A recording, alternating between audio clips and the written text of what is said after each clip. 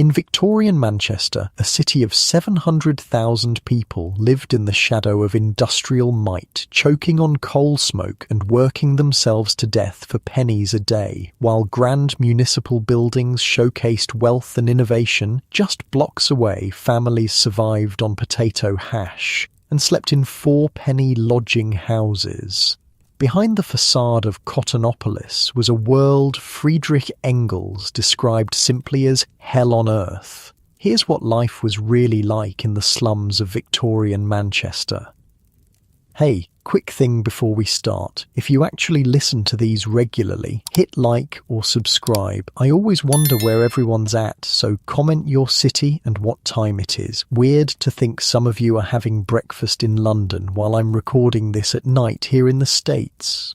Alright, tonight it's Victorian Manchester, but wait, are you comfortable? No, really. Check. Pillows, blankets, the whole deal. Where we're going, you'll want to be settled. Your eyes crack open to darkness, not the comfortable darkness of your bedroom right now. This is different. This is the thick, suffocating darkness of a Manchester slum in 1900. The air is heavy with coal smoke that's crept through the cracks in the walls overnight. Your lungs feel it immediately. It's like breathing through a dirty rag soaked in soot. You're lying on, well, can you call it a bed? It's more like a pile of rags on a wooden floor. Your back aches from the hard surface. The rags smell of mildew and sweat. Bodies press against you. Other lodgers in this 4-penny doss house. The breathing and occasional coughs of strangers form a ragged symphony in the darkness. This is way worse than my memory foam mattress at home, you think, trying to adjust your position without disturbing the person sleeping inches away. The first hint of grey light filters through a small window caked with grime. It's enough to make out the bare walls of the lodging house. No pictures, no decorations, just stained plaster and exposed beams. In the corner, a man coughs violently, the sound wet and worrying. Picture this, Manchester in 1900, the second largest city in England. Population, a staggering 700,000 people. Only London and Glasgow were bigger. But size isn't everything, right? Manchester was the world's first industrial city, literally the birthplace of the Industrial Revolution. They even had a nickname for it, Cottonopolis. I'm not making that up. The city grew so fast that nobody planned for it. People just poured in from everywhere. England, Wales, Scotland, Ireland, all cramming into hastily built houses looking for work. And boy, was there work. Just not the kind that kept you alive very long. You pull yourself up from your rags, wincing at the stiffness in your joints. Your stomach gnaws with hunger, but breakfast is a distant dream. Most people here live on 6p a day for an entire family. That's about $2 in today's money. For everyone, for everything. I spent way too long researching Manchester food prices from this period, like concerningly long. The standard meal for a poor family was potato hash, 3p worth of meat, and I'm using the term meat generously here, 2p of potatoes and a half-penny of onions. All boiled together with plenty of water, which they called dip. Delicious, right? The floor beneath your bare feet is cold and damp. There's mud tracked in from yesterday, never properly cleaned. The walls of the building seem to sweat with condensation. This is Angel Meadow, which has to be the most ironic name possible for one of Manchester's worst slums. You know what's wild? Friedrich Engels, the communist guy who worked with Marx, he actually lived here in Manchester for a while. His dad sent him to work in the cotton industry, and Engels was so horrified by what he saw that he wrote a whole book about it, called the city Hell Upon Earth. I'd say he was being kind. As you make your way outside, the full sensory assault of Manchester hits you. The journalist Robert Sherrod described it perfectly in 1900. Wait, I'll just give you his exact words. What more sinister picture could the mind conjure up than the black depths of the Owell seen through iron gratings when the afternoon sun in Manchester fog and smoke hangs over Deansgate like a disk of living fire? That's how this place looks. The sun isn't the warm yellow, you know. It's a bizarre, fiery disk hanging in a perpetual twilight of fog and factory smoke. It's like living in a painting by someone who was really, really depressed.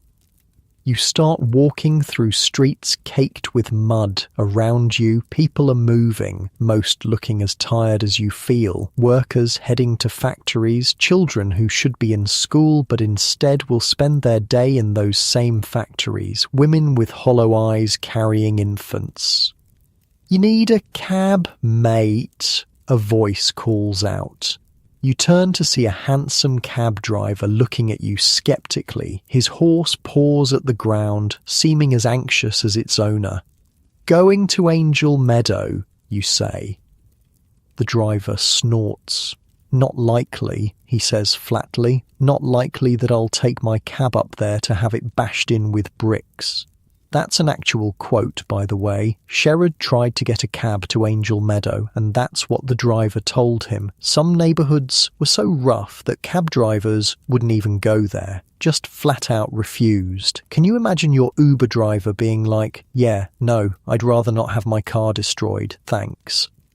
So you keep walking, passing through an area known as the Jewish Quarter. The atmosphere is one of fog and rags, with mud underfoot. People mutter at street corners, their faces gaunt with hunger and worry. The shops you pass are miserable little establishments with barely anything to sell.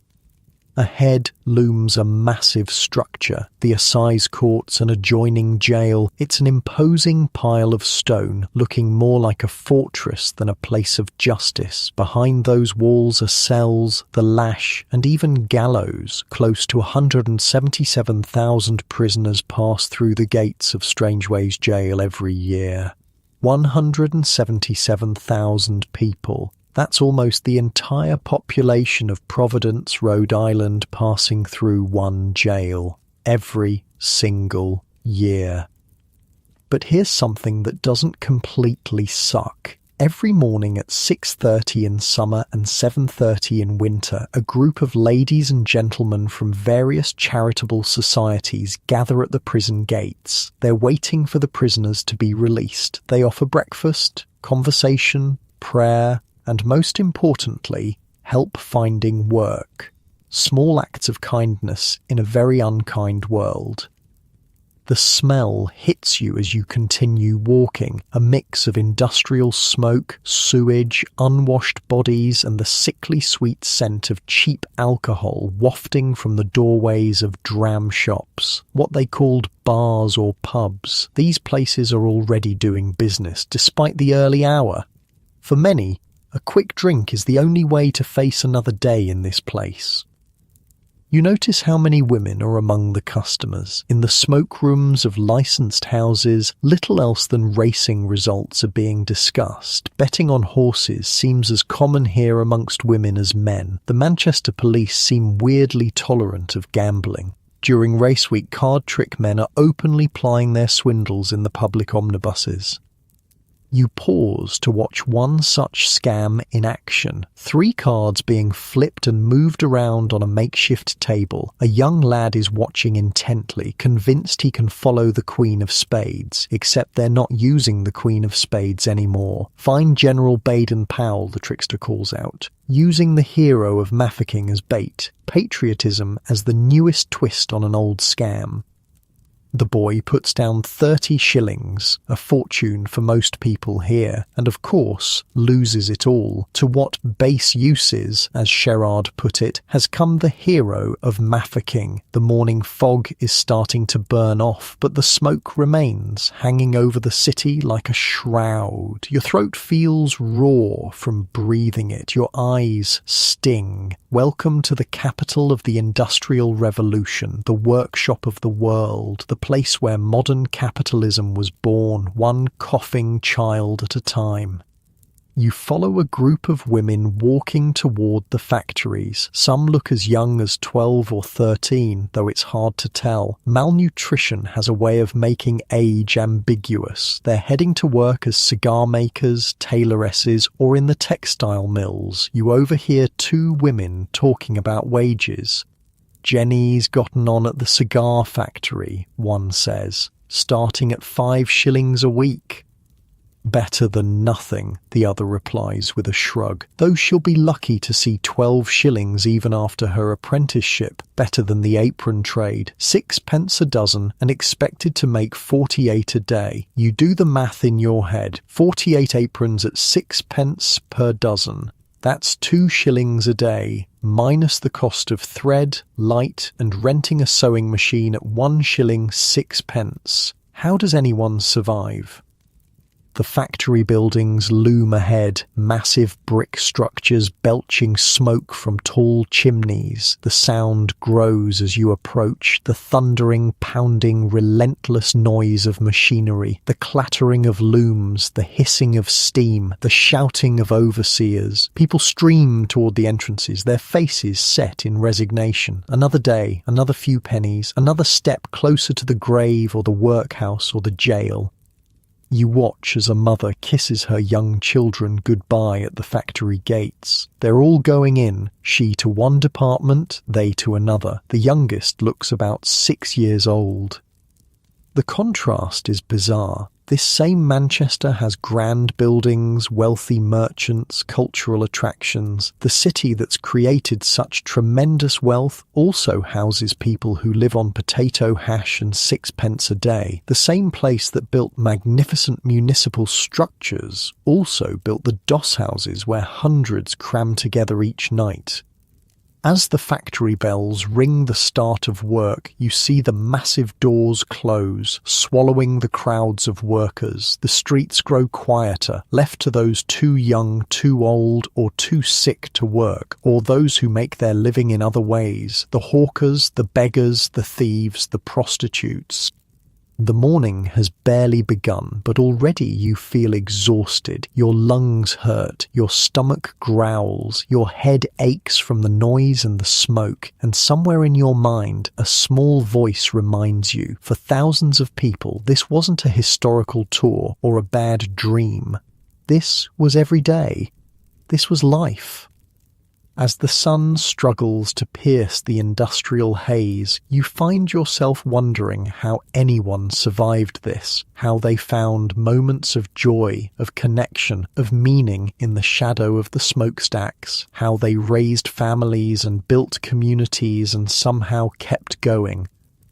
And the truth is, many didn't survive. Many were broken by this place, by the work, the poverty, the disease, the drink, but others did survive. They endured, they fought back, they organised, they created mutual aid societies and unions and friendly societies.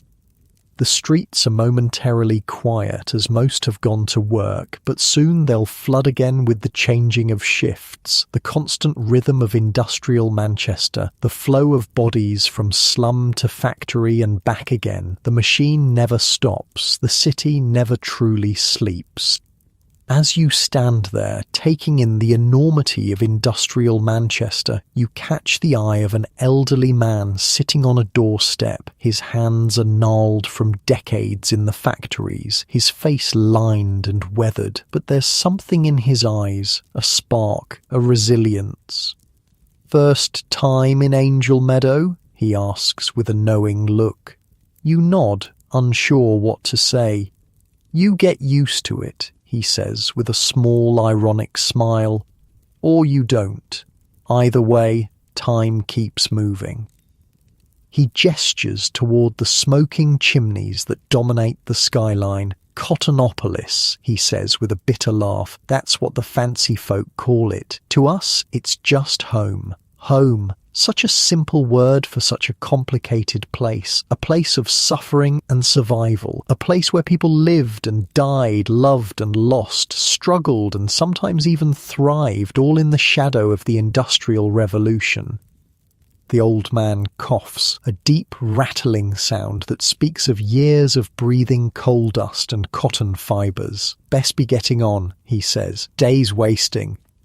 As he hobbles away, you're left standing alone on the muddy street, the weight of Manchester pressing down like the smoke that hangs over everything. This is just the beginning of understanding what life was really like here. The day stretches ahead, full of more discoveries, more struggles, more glimpses into the lives of people who history often overlooks.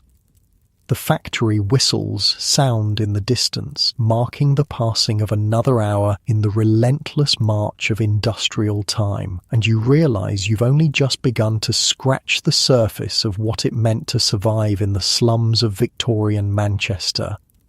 The factory whistles continue to blare across Manchester as you wander deeper into Angel Meadow. This place got its name back when it was actually a meadow, green, peaceful, a burial ground for the respectable poor. Now, it's one of the worst slums in Europe. The irony of the name isn't lost on you. You step carefully around a puddle of something that's definitely not water. The streets here aren't just dirty, they're deliberately neglected. City officials don't bother much with places like this. Why waste resources on people barely surviving? A small boy darts past you, barefoot despite the cold and damp. His feet are calloused and blackened from the filth. You notice his clothes, if you can call them that, more like rags barely held together, probably handed down through several siblings. "Penny for the guy, mister?" he asks, holding out a grimy palm. Before you can answer, a woman calls out sharply from a doorway. The boy scurries off without another word. The woman gives you a suspicious look before disappearing back inside. Strangers aren't welcome here, especially well-dressed ones who might be bill collectors, police, or worse, someone from the workhouse. You've read about workhouses in history books, but nothing prepares you for the fear they inspire in real life. The mere mention of the workhouse, or the spike, as locals call it, causes visible dread. Families would rather starve together than be separated in those prison-like institutions. There's a story going around about Kumpol Workhouse, where a pauper lunatic was beaten to death by an attendant. The case was so shocking that the Home Secretary issued a special order about reporting deaths of pauper lunatics in union workhouses. But people here aren't impressed, just another example of how little their lives matter to those in power.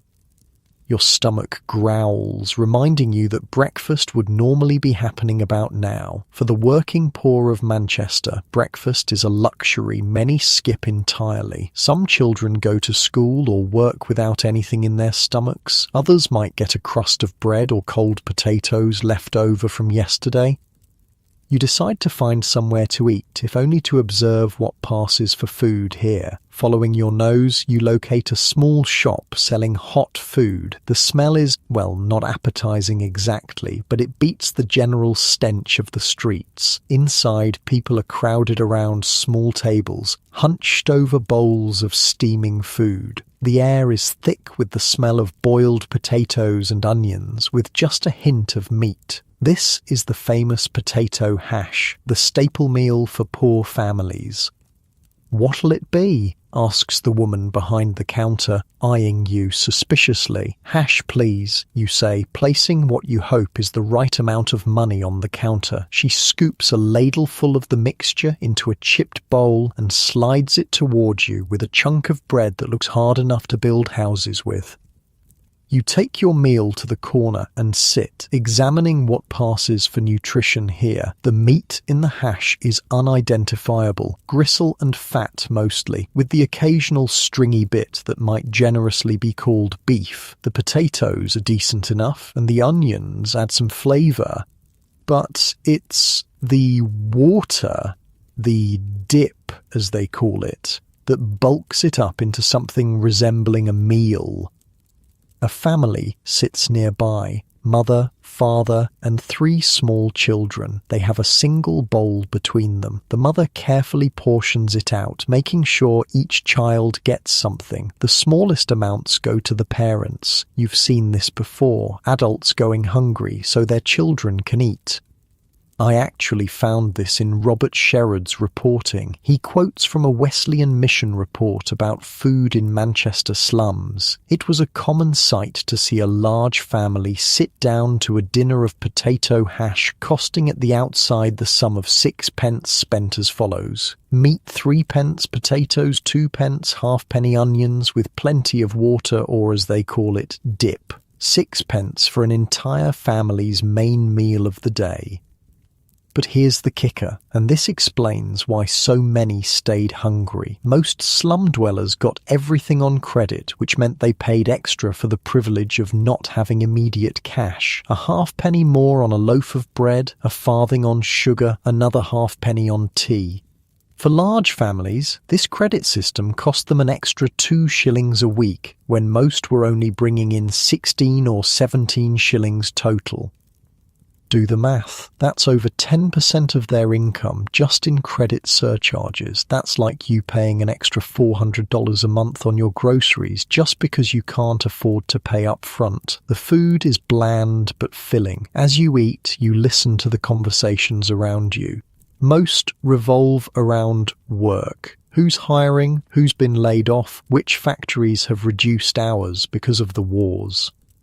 Textile trade's gone to hell, a man says bitterly. Used to send thousands of pieces a week to the east. Now, nothing. The Boer War and other conflicts have disrupted trade, and it's the workers who suffer first. You remember reading about how Manchester's cotton industry was devastated during the American Civil War too, when the Union blockaded southern cotton. The ripple effects of wars fought thousands of miles away are felt acutely in the stomachs of Manchester's poor. After finishing your meagre meal, you head back out into the streets. The factories will break for lunch soon, and you want to see what the lodging houses look like in daylight. Angel Meadows' 4-penny lodging houses are infamous. For the price of 4 pennies, you get a bed for the night. Though bed is a generous term. Really, you're paying for floor space and perhaps some rags to lie on. You approach one of the larger doss houses, a looming brick structure with small, dirty windows. A sign indicates it has beds for over 400 people. Hard to imagine that many humans crammed into this space. To your surprise, the Manchester lodging houses are actually cleaner and more orderly than those in other cities Sherrard visited. You learn that no intoxicating liquor is allowed to be brought in, though judging by the state of most lodgers, they've had plenty before arriving. A man sits on the steps, taking a break from whatever work he's found for the day. His face is weathered, eyes sunken with exhaustion. "First time in a doss house?" he asks, noticing your interest. You nod. "Could be worse," he says with a shrug. "Better than the Spike, that's for certain." "The Spike?" you ask, playing dumb. "Workhouse casual wards," he spits. "Bloody awful places. Heard about what happened at Kumpol? Poor bastard beaten to death by some attendant. Now they got special orders from the Home Secretary about reporting deaths." He shakes his head. "Like that'll change anything." As you chat, you notice a group gathering at a building down the street. The sign identifies it as part of the Wesleyan mission. They do good work, your companion says, following your gaze. Got a men's labour yard and casual ward. You can chop wood for your supper and bed. You decide to check it out. Approaching the central hall, the mission's headquarters, you see scores of men being interviewed by someone you later learn is Mr. Sackett, the head of this department. The system works differently than the workhouse. Here, men work before they're accommodated, chopping and tying firewood in the labour yard. 50 bundles earns you supper, a bed, and breakfast. As one mission worker puts it, they are not humiliated with the thought that they are receiving charity. It's an impressive operation. Last year they processed 738,000 bundles of firewood in this yard alone. Men are allowed to spend 2 nights in the Wesleyan casual ward while seeking work during the mornings. There's also a night refuge for women in Great Ancoat Street.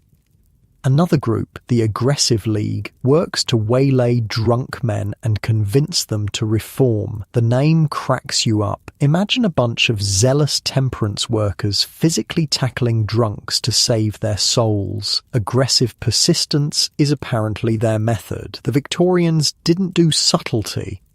Speaking of drinking, the pubs, or dram shops as they're called, are starting to fill up as the lunch whistles sound. Despite the poverty, or perhaps because of it, Manchester has no shortage of places to drink. The doors of these establishments swing open, releasing bursts of noise, laughter, and the smell of beer and bodies.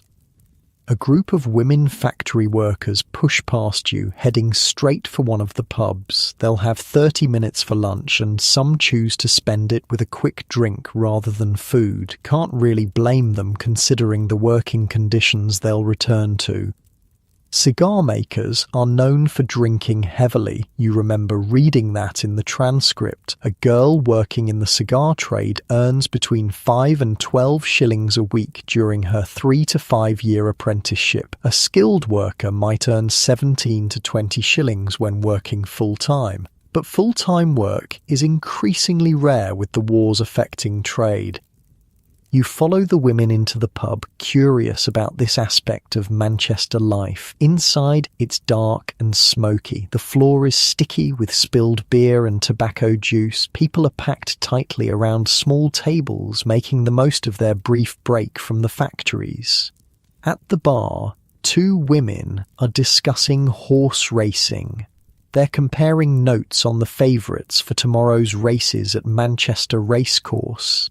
Gambling is as common among women here as men. Another fact from Sherrod's reporting.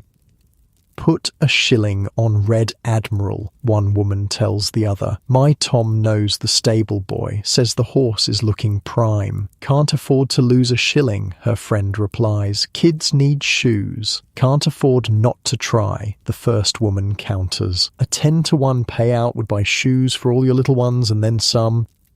The desperate mathematics of poverty gambling. When you have almost nothing, risking a little for the chance of something more feels rational. The wealthy call it vice or moral failing. The poor call it hope. You notice a man setting up a small table in the corner. He places 3 cards face down and begins a swift, practiced patter. It's the 3-card trick, a notorious swindle. The Manchester police seem remarkably tolerant of such obvious grifts. Find the Queen, he calls out, but then corrects himself with a grin. No, lads and lasses, today we're looking for the hero of Mafeking, find General Baden-Powell and double your money. The Boer War has been going for months now, and the 217-day siege of Mafeking has made Colonel Baden-Powell a national hero. The fact that he's now being used to separate factory workers from their hard-earned wages is a special kind of cynicism. You watch as a young man confidently places 2 shillings on the table. He's sure he knows which card is Baden-Powell. Of course, he loses. The cards move faster than the eye can follow, manipulated by hands that have performed this trick thousands of times. Back outside, the lunch break is ending. Workers stream back toward the factories, their brief respite over. You decide to follow them, curious about the working conditions that define so much of life here. The textile mills dominate Manchester's economy, but there are countless other industries too. The tailoring trade employs 4,000 to 5,000 women in Manchester, and their average weekly wages don't exceed 9 shillings, even allowing for seasonal fluctuations. They work under the same conditions as the tailoresses of Leeds. You recall Sherrod's bitter reference to The Song of the Shirt, a poem written in 1843 about a seamstress living in wretched conditions, being sung nightly in hundreds of garrets and cellar kitchens throughout Manchester and Salford. You join the stream of workers heading toward a large factory building. The noise grows as you approach, a thundering, clattering cacophony of machinery that you feel in your chest as much as hear with your ears. At the entrance, a supervisor eyes you suspiciously, but says nothing as you slip inside with the crowd. The heat hits you first, a wall of hot, humid air thick with cotton fibres and human sweat. Then the noise overwhelms everything, the pounding of looms, the hissing of steam, the shouts of overseers barely audible above the mechanical roar. Women and children make up much of the workforce. They move with practiced efficiency between the machines, their hands never stopping. One slip could mean losing fingers or worse. There are no safety guards on these machines, no regulations to protect the workers. Accidents are common and compensation rare. You spot a young girl, no more than 12, deftly reaching into a spinning machine to clear a jam. Her thinness allows her to access parts of the machinery adults can't reach. Her face shows no fear, just the blank concentration of someone who does this dozens of times a day. The air is filled with cotton fibres. Cotton snow, they call it. Workers breathe this in for 10 to 12 hours a day, their lungs gradually filling with the debris of their labour. Many develop brown lung or byssinosis, a chronic, debilitating condition that slowly suffocates them from the inside.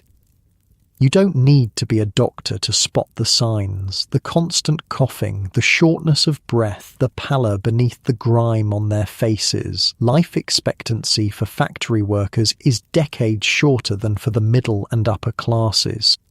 Near the back of the factory floor, women are operating sewing machines, making clothing that will be sold for many times what they're paid to produce it. The mathematics are brutal. A woman making aprons can produce 48 a day at 6p per dozen. That's 2 shillings a day, 40. Before deducting the cost of thread, light and the rental of the sewing machine at 1 shilling and 6p, left with just 6p for a full day's labour. How does anyone survive? As you watch, a supervisor marches over to a woman who's paused briefly to flex her cramping hands. His face is red with anger as he berates her for laziness. Around them, no one reacts, keeping their heads down, hands moving, avoiding becoming the next target. You slip back outside, lungs burning from the cotton fibres, ears ringing from the noise. The contrast between the grand municipal buildings downtown and these factories is stark. The wealth created here flows upward, leaving those who generate it with barely enough to survive. Back on the street, you notice a small crowd gathered around a man on a soapbox. He's talking passionately about workers' rights, about the need for strong unions, about the exploitation that drives Manchester's economy.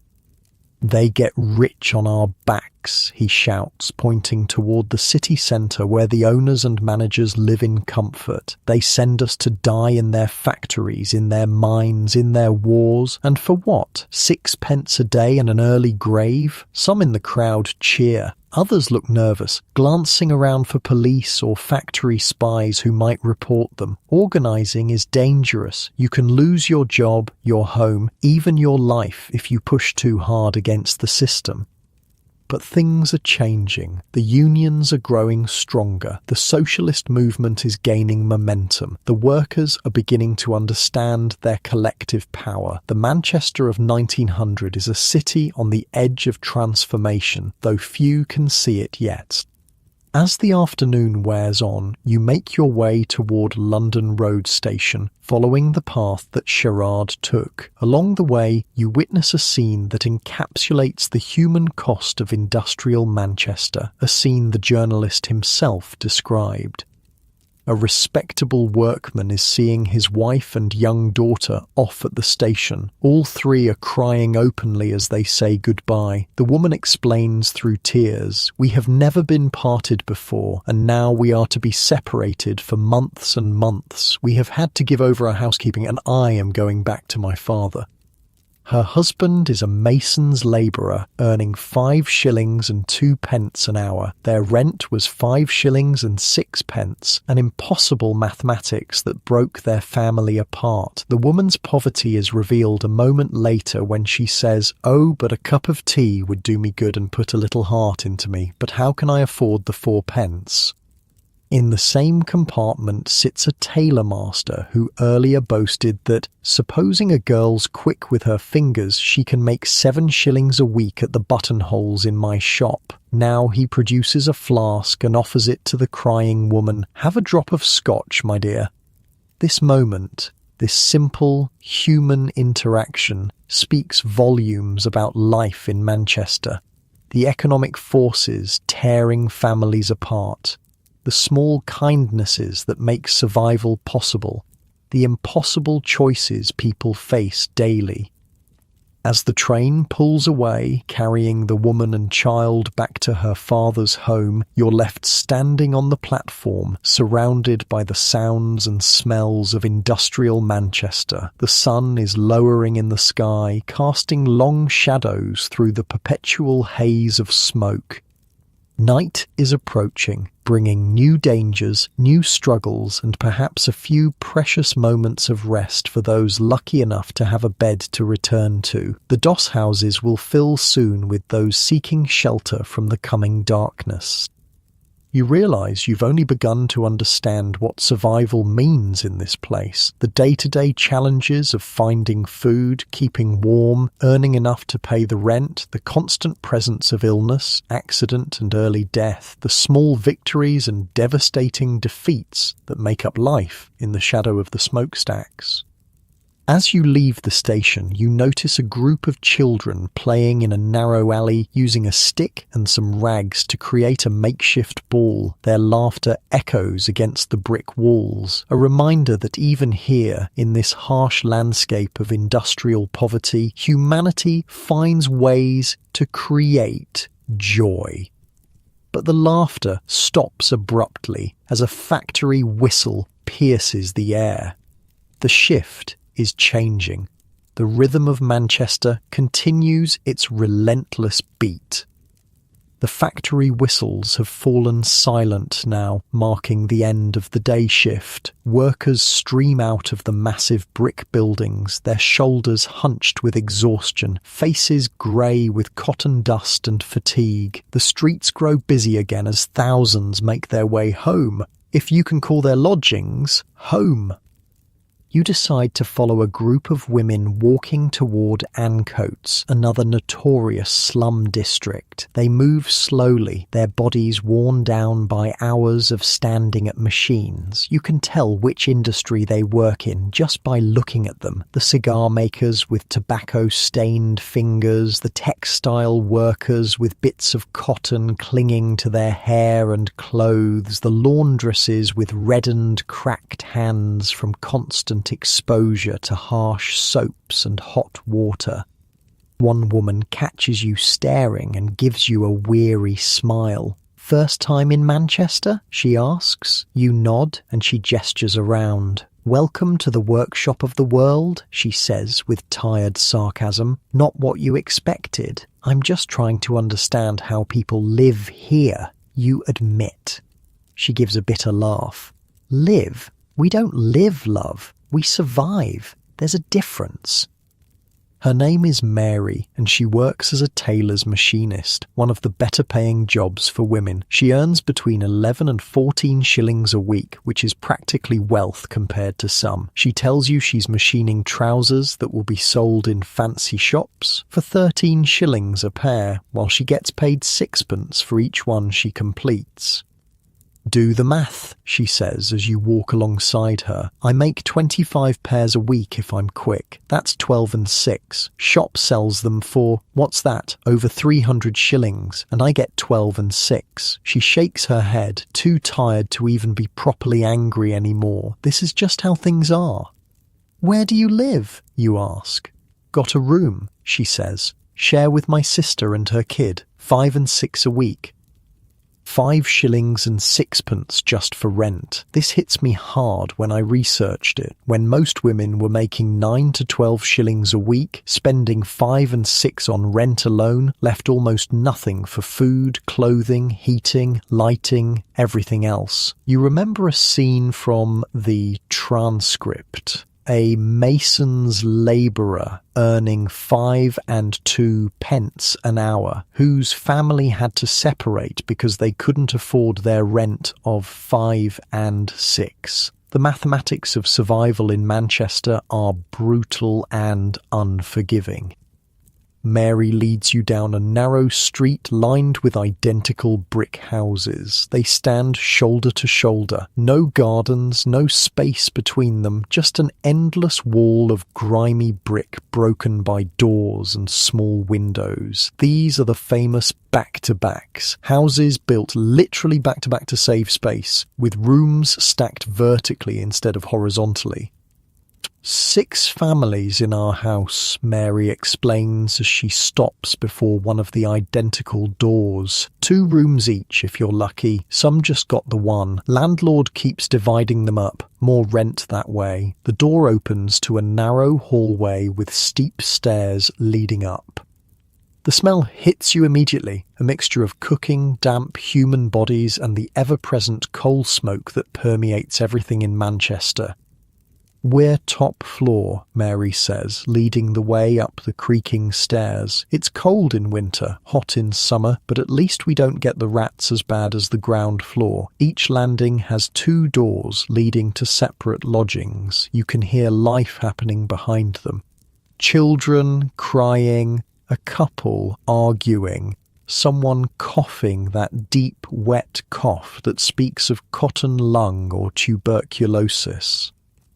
Mary's room, when you reach it, is small but meticulously clean. There's a single bed that she presumably shares with her sister and niece, a small table with 2 chairs, a chest for clothes, and a tiny fireplace where a kettle sits cold. A curtain divides the room, behind which you assume is another small space, perhaps for washing or food preparation. "Sister's on night shift at the factory," Mary explains. "Niece is at the match factory, won't be home till late."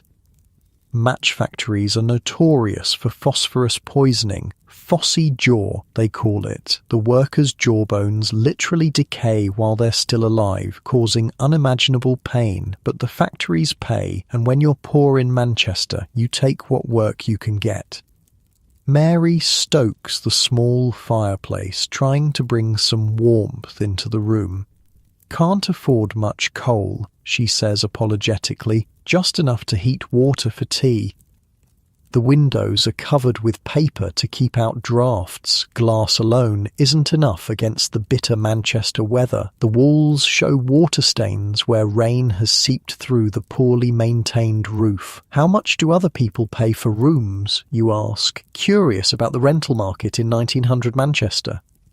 "Depends," she says, putting the kettle on the growing flames. "Single room in a cellar might go for 2 shillings. Proper 2-room lodging like this, 5 to 7 shillings typically. More if it's a better street, less if it's Angel Meadow or the worst parts." She gestures for you to sit at the small table. Course, some people can't afford even that. They go to the doss houses, 4 pence a night for a bed, but you can't make a home there.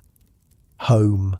Such a powerful concept when you have so little else. Mary has made this tiny space as homely as possible. A cheap print on the wall, a small vase with what look like hand-picked wildflowers, a crocheted doily on the table, small touches of humanity in an inhumane system.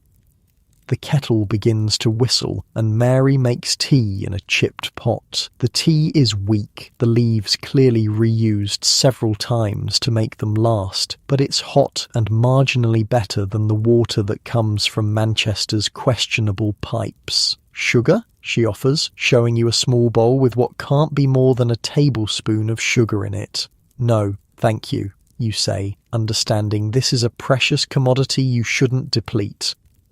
As you sip the tea, Mary tells you about working in the textile industry. The Manchester cotton mills were once the wonder of the industrial world, but the wars have hit trade hard. Houses that used to send thousands of fabric pieces weekly to the east now send nothing at all. My cousin got laid off last week, she says. Whole factory shut down. Hundreds of women with no work, no warning, no nothing. What will they do, you ask? Mary shrugs. What can they do? Try to find other work, go to the doss houses if they can't pay rent, to the workhouse if they're desperate enough, or... She doesn't finish, but you both know what the unspoken options are. Crime, prostitution, starvation. This brings up something I found disturbing in my research. Do you know the stat in the transcript? Close to 177,000 prisoners pass through the gates of Strangeways Jail every year in a city of 700,000. That's 1 in 4 people. Not all at once, of course. Many were repeat offenders and many were just short stays, but still, the scale of incarceration is mind-boggling. And according to the secretary of the Discharged Prisoners Aid Society, in nearly every case which the society has had to deal with, intemperance was the primary cause of the prisoners' downfall. Drinking to escape the horrors of industrial poverty, then crime to support the drinking or due to its effects. A vicious cycle. A knock at the door interrupts your conversation. Mary opens it to reveal a small girl, perhaps 9 or 10, holding a basket covered with a cloth. Mum says, can she borrow a cup of tea leaves? The girl says, her eyes darting curiously to you. She'll give them back tomorrow when Dad gets paid. Course, Lucy, Mary says, taking a pinch of already used tea leaves and wrapping them in a scrap of paper. How's your mum's cough? Same, the girl says, with the matter-of-fact acceptance of a child who's seen too much illness. Doctor says she needs better food and rest. She gives a small, adult snort that has no place coming from a child's mouth. Might as well say she needs a castle and a carriage. Mary slips something else into the girl's basket, a small heel of bread you didn't notice before. Tell her I had extra, she says firmly when the girl starts to protest. After Lucy leaves, Mary explains. Her mum's got the consumption. Dad works at the docks when there's work. 3 little ones besides her, they're good people, would do the same for me. This is how survival works in Manchester's slums. Nobody has enough, but they share what little they have. A cup of tea leaves, a heel of bread, watching a neighbour's children, tending the sick. Small acts of community that make the unbearable slightly more bearable. As evening deepens, Mary needs to prepare for her sister and niece's return. You thank her for the tea and hospitality, promising to visit again. Back on the street, the gas lamps have been lit, casting pools of yellowish light that barely penetrate the Manchester fog.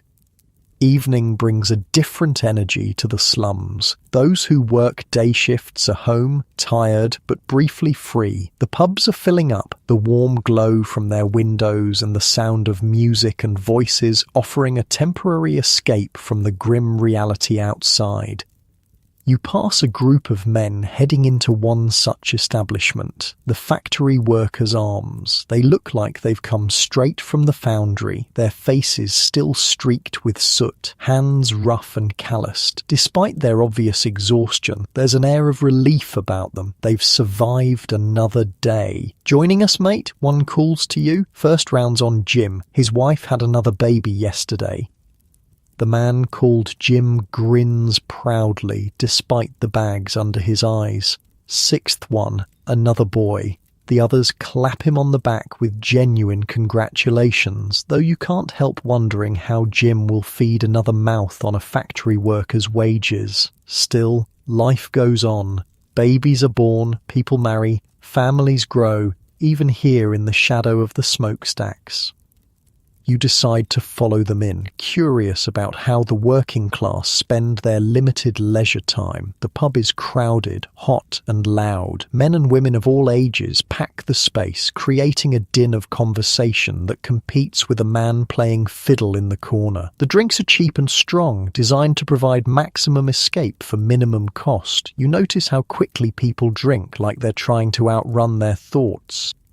In one corner, you spot a heated discussion about horse racing. Several men are poring over racing forms, pooling their knowledge and meagre betting money. "Manchester police turn a blind eye to gambling," says a voice beside you. You turn to see an older man nursing a pint of dark beer. Not like in Liverpool where they crack down. Here, you can bet openly. That a good thing, you ask. He shrugs. Depends who you ask. Gives people hope, doesn't it? Dream of a big win to change everything. He takes a long drink. Course, the bookies get rich while the rest of us stay poor. But for a moment, that moment when your horse is leading, you're as rich as the Queen. Across the room, a fight nearly breaks out when someone accuses another of cheating at cards. Friends intervene, pulling the men apart. The incident blows over quickly, the community policing itself. Nobody wants the actual police coming in and ruining everyone's brief escape. Near the bar, a group of women factory workers are celebrating something. Their laughter rises above the general noise as they clink glasses. One stands on a chair and makes a toast. To Mary Evans, 10 years in that hellhole, and now she's getting out, getting married and moving to her Tom's place in the country. A cheer goes up. Escape from Manchester is worth celebrating, even if it's just trading one form of dependence for another. For women, marriage can be both prison and salvation, depending entirely on the husband's character and earnings. You notice a table in the back where serious-looking men are talking in low voices. From snatches of conversation, you realise they're union organisers planning their next move against one of the larger factories. They're careful, watchful, aware that spies might be anywhere. The labour movement is growing stronger, but it's a dangerous game. Workers who organise risk everything. Companies have spies, hired thugs, and the law on their side. Still, conditions are so bad that more and more are willing to take the risk. As the evening wears on, songs break out. Old folk songs from Ireland, Scotland, Wales and the English countryside, places many of these workers or their parents left in search of factory work. Songs of home, of lost love, of better days. For a few minutes, the hard edges of Manchester life soften under the influence of music, alcohol and shared experience. But all too soon, the landlord calls time. The pub will close, sending its patrons back to their crowded rooms, shared beds, and brief sleep before another day in the factories. Outside, the night has fully settled over Manchester. The smoke and fog create a thick blanket that muffles light and sound. Gas lamps create islands of dim yellow illumination, between which lie pools of absolute darkness.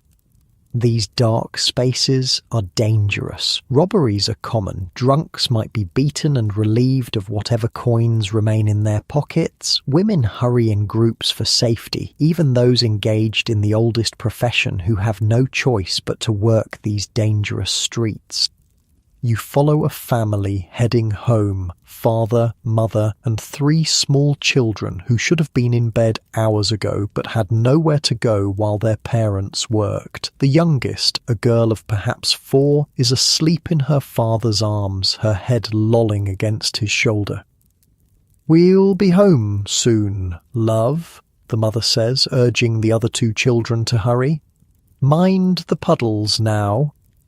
Home is a single room in a crumbling building. As the door opens, you glimpse the interior. 1 bed for all 5 of them, a small table, a hearth with no fire this late at night. The walls are damp with condensation. The ceiling sags ominously. But it's theirs, at least for now, as long as they can pay the rent.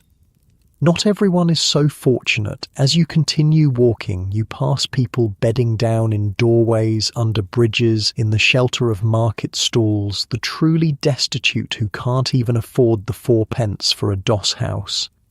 Near the river, the polluted earwell that Sherrod described as seen through iron gratings when the afternoon sun in Manchester fog and smoke hangs over Deansgate like a disk of living fire. A group of children are still awake, searching for anything valuable in the mud of the banks. "Find anything good?" you ask one boy who can't be more than 8. He holds up a sodden piece of coal triumphantly. "Enough for morning fire," he says. Then, more quietly, "If you're looking for Maggie's girls, they're under the bridge. 6pence for a quick one." You're shocked by his matter-of-fact tone, by the casual way he assumes you're looking for prostitutes, by how normal this is in his world. Child labour, child prostitution, child poverty. The most vulnerable suffer most in industrial Manchester.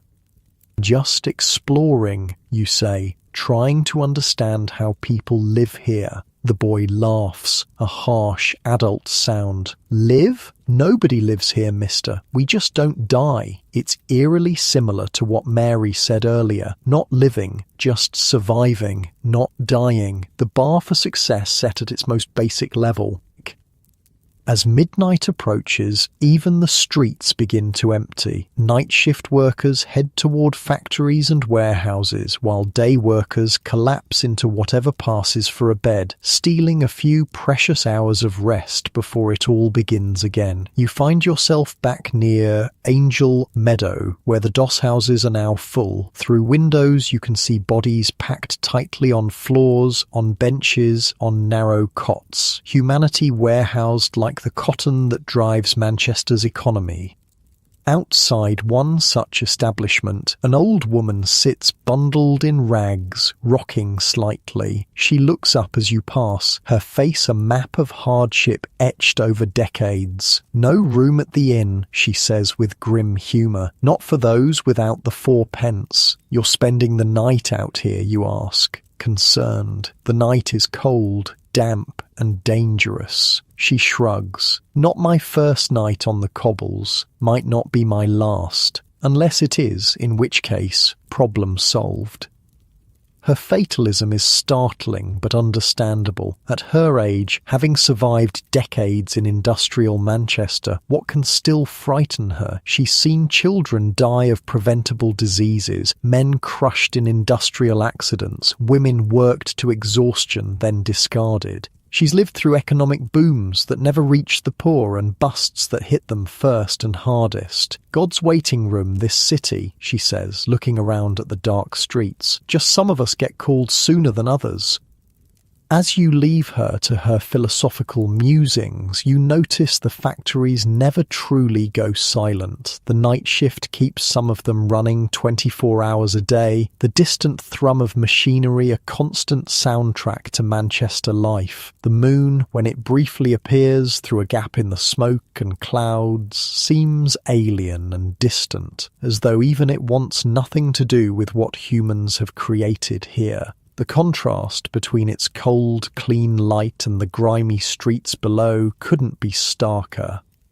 Tomorrow, it all begins again. The day shift workers will rise before dawn, eating whatever meagre breakfast they can afford. Children will head to factories, workshops, or if they're lucky, school. Women will report to textile mills, cigar factories, and tailor shops. Men will go to foundries, construction sites, docks, and warehouses. The great machine of industrial Manchester will continue its relentless operation, creating vast wealth for a few, while the many simply try to survive another day. And yet, despite everything, despite the poverty, the exploitation, the dirt, the disease, people endure. They create families, communities, moments of joy. They share what little they have. They tell jokes, sing songs, fall in love, dream of better days. The human spirit, it seems, is harder to crush than even the harshest industrial city can manage. As you seek shelter for what remains of the night, this thought provides a small comfort against the overwhelming evidence of suffering you've witnessed. Tomorrow will bring new insights into how life functions in this remarkable, terrible place, this engine room of the British Empire, this workshop of the world, this hell upon earth that somehow thousands still call home.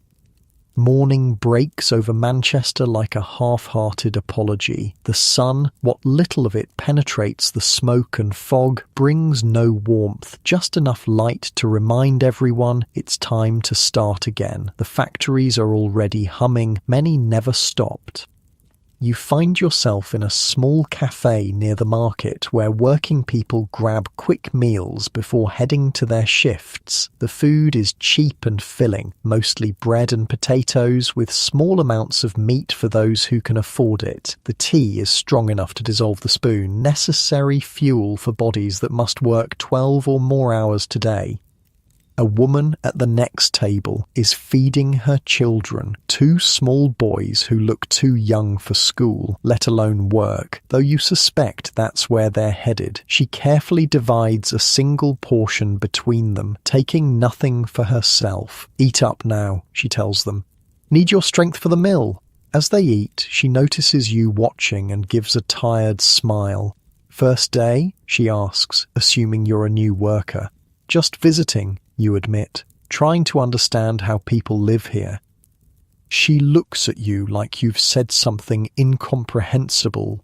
"Live? We don't live, love. We work, we sleep, we try not to die. That's all." It's the third time you've heard this sentiment expressed in almost identical words. Not living, just not dying. Survival as the baseline for success. "Boys started at the mill last month," she continues, nodding at her children. 6 and 8 they are, too young really, but their father's dead, accident at the foundry, and someone's got to bring in wages. Child labour laws exist in 1900 but are loosely enforced, especially when desperate families need every penny. Mills and factories prefer children for certain jobs. Their small hands can reach into machinery to clear jams or clean moving parts, tasks too dangerous for adults. Children earn a fraction of adult wages, making them desirable employees. "They're good boys," she says with fierce pride. "Never complain, even when they're dead tired. Bring home 4 shillings a week between them. Not much, but it's the difference between eating and not. 4 shillings, that's the price of childhood in industrial Manchester. The opportunity to learn, to play, to grow naturally, all sacrificed for basic survival." After breakfast, you decide to learn more about how children experience Manchester life. You head toward a school located in one of the slightly better working-class districts. Not all children work. Education is technically compulsory, though economic necessity often trumps legal requirements. The school is a stark brick building with small windows and an austere playground of packed dirt. Children file in, some clearly underfed, many in clothing that's patched and repatched. Their faces show a mix of childhood innocence and premature aging, eyes that have seen too much, too soon. The headmaster, a stern but not unkind man named Mr. Wilkins, allows you to observe classes after you claim to be researching educational methods. The classrooms are overcrowded, with children packed onto benches. The emphasis is on basic literacy, numeracy, and above all discipline, preparing children for lives of factory work and obedience. Our greatest challenge, Mr. Wilkins tells you during a break, is simply getting them here. When a family must choose between education and eating, it's no choice at all. We lose them to the mills, the mines, the street trades. He sighs, watching children play in the yard, their games surprisingly boisterous despite their circumstances. Then there's the health issues, tuberculosis, rickets, chronic malnutrition, children falling asleep in class because they work night shifts or share beds with multiple siblings. How can they learn under such conditions? A small girl approaches, tugging at Mr. Wilkins' coat. "Sir, Tommy's fainted again," she says matter-of-factly. The headmaster nods, unsurprised. His family was evicted last week. I suspect he hasn't eaten since yesterday's school meal. He excuses himself to attend to the child, leaving you to ponder the normality of children collapsing from hunger in this wealthy industrial nation. After leaving the school, you head toward the Wesleyan Mission's central hall that you glimpsed yesterday. Charity organisations are the main safety net in Victorian Manchester, stepping in where government action fails. The central hall is a bustle of activity. Here, the Wesleyan Mission coordinates its many programmes: the men's labour yard, the casual ward, the night refuge for women, the aggressive league that targets drunkenness, and more. Their annual report fills over 300 pages. A testament to both their dedication and the overwhelming need they address. You meet Mr. Sackett, mentioned in Sherrod's reporting as the head of the men's department. He's interviewing applicants for the labour yard, homeless or unemployed men seeking the chance to earn their keep by chopping firewood. Our system differs from the casual ward in the workhouses, he explains during a break. Our men work before they're accommodated, which is as much as to say that they pay in advance for what they get. They aren't humiliated with the thought that they're receiving charity. You ask about the success of this approach. I have a high admiration of the class that come into our hands, he says with genuine respect, and of their anxiety to work. Last year, 738,000 bundles of firewood were chopped and bundled in the Hood Street labour yard. That number is staggering, a glimpse into both the scale of need and the willingness of people to work when given the opportunity. These aren't the lazy, shiftless poor of middle-class mythology. They're people desperate for dignified ways to survive. You follow Mr. Sackett to the labour yard itself, a large space where dozens of men are hard at work, chopping, splitting and bundling firewood. The system is simple. Chop and tie 50 bundles by 5 p.m. and you've earned supper, a bed for the night and breakfast the next morning.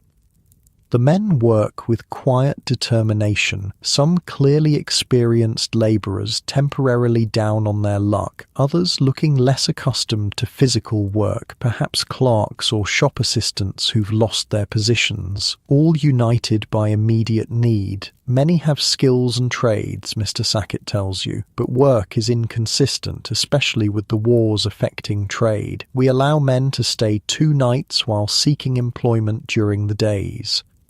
The difference between this and the dreaded workhouse is striking. Here there's an atmosphere of mutual respect. The men aren't treated as morally deficient paupers, but as workers temporarily in need of assistance. It's a small but crucial distinction that preserves dignity.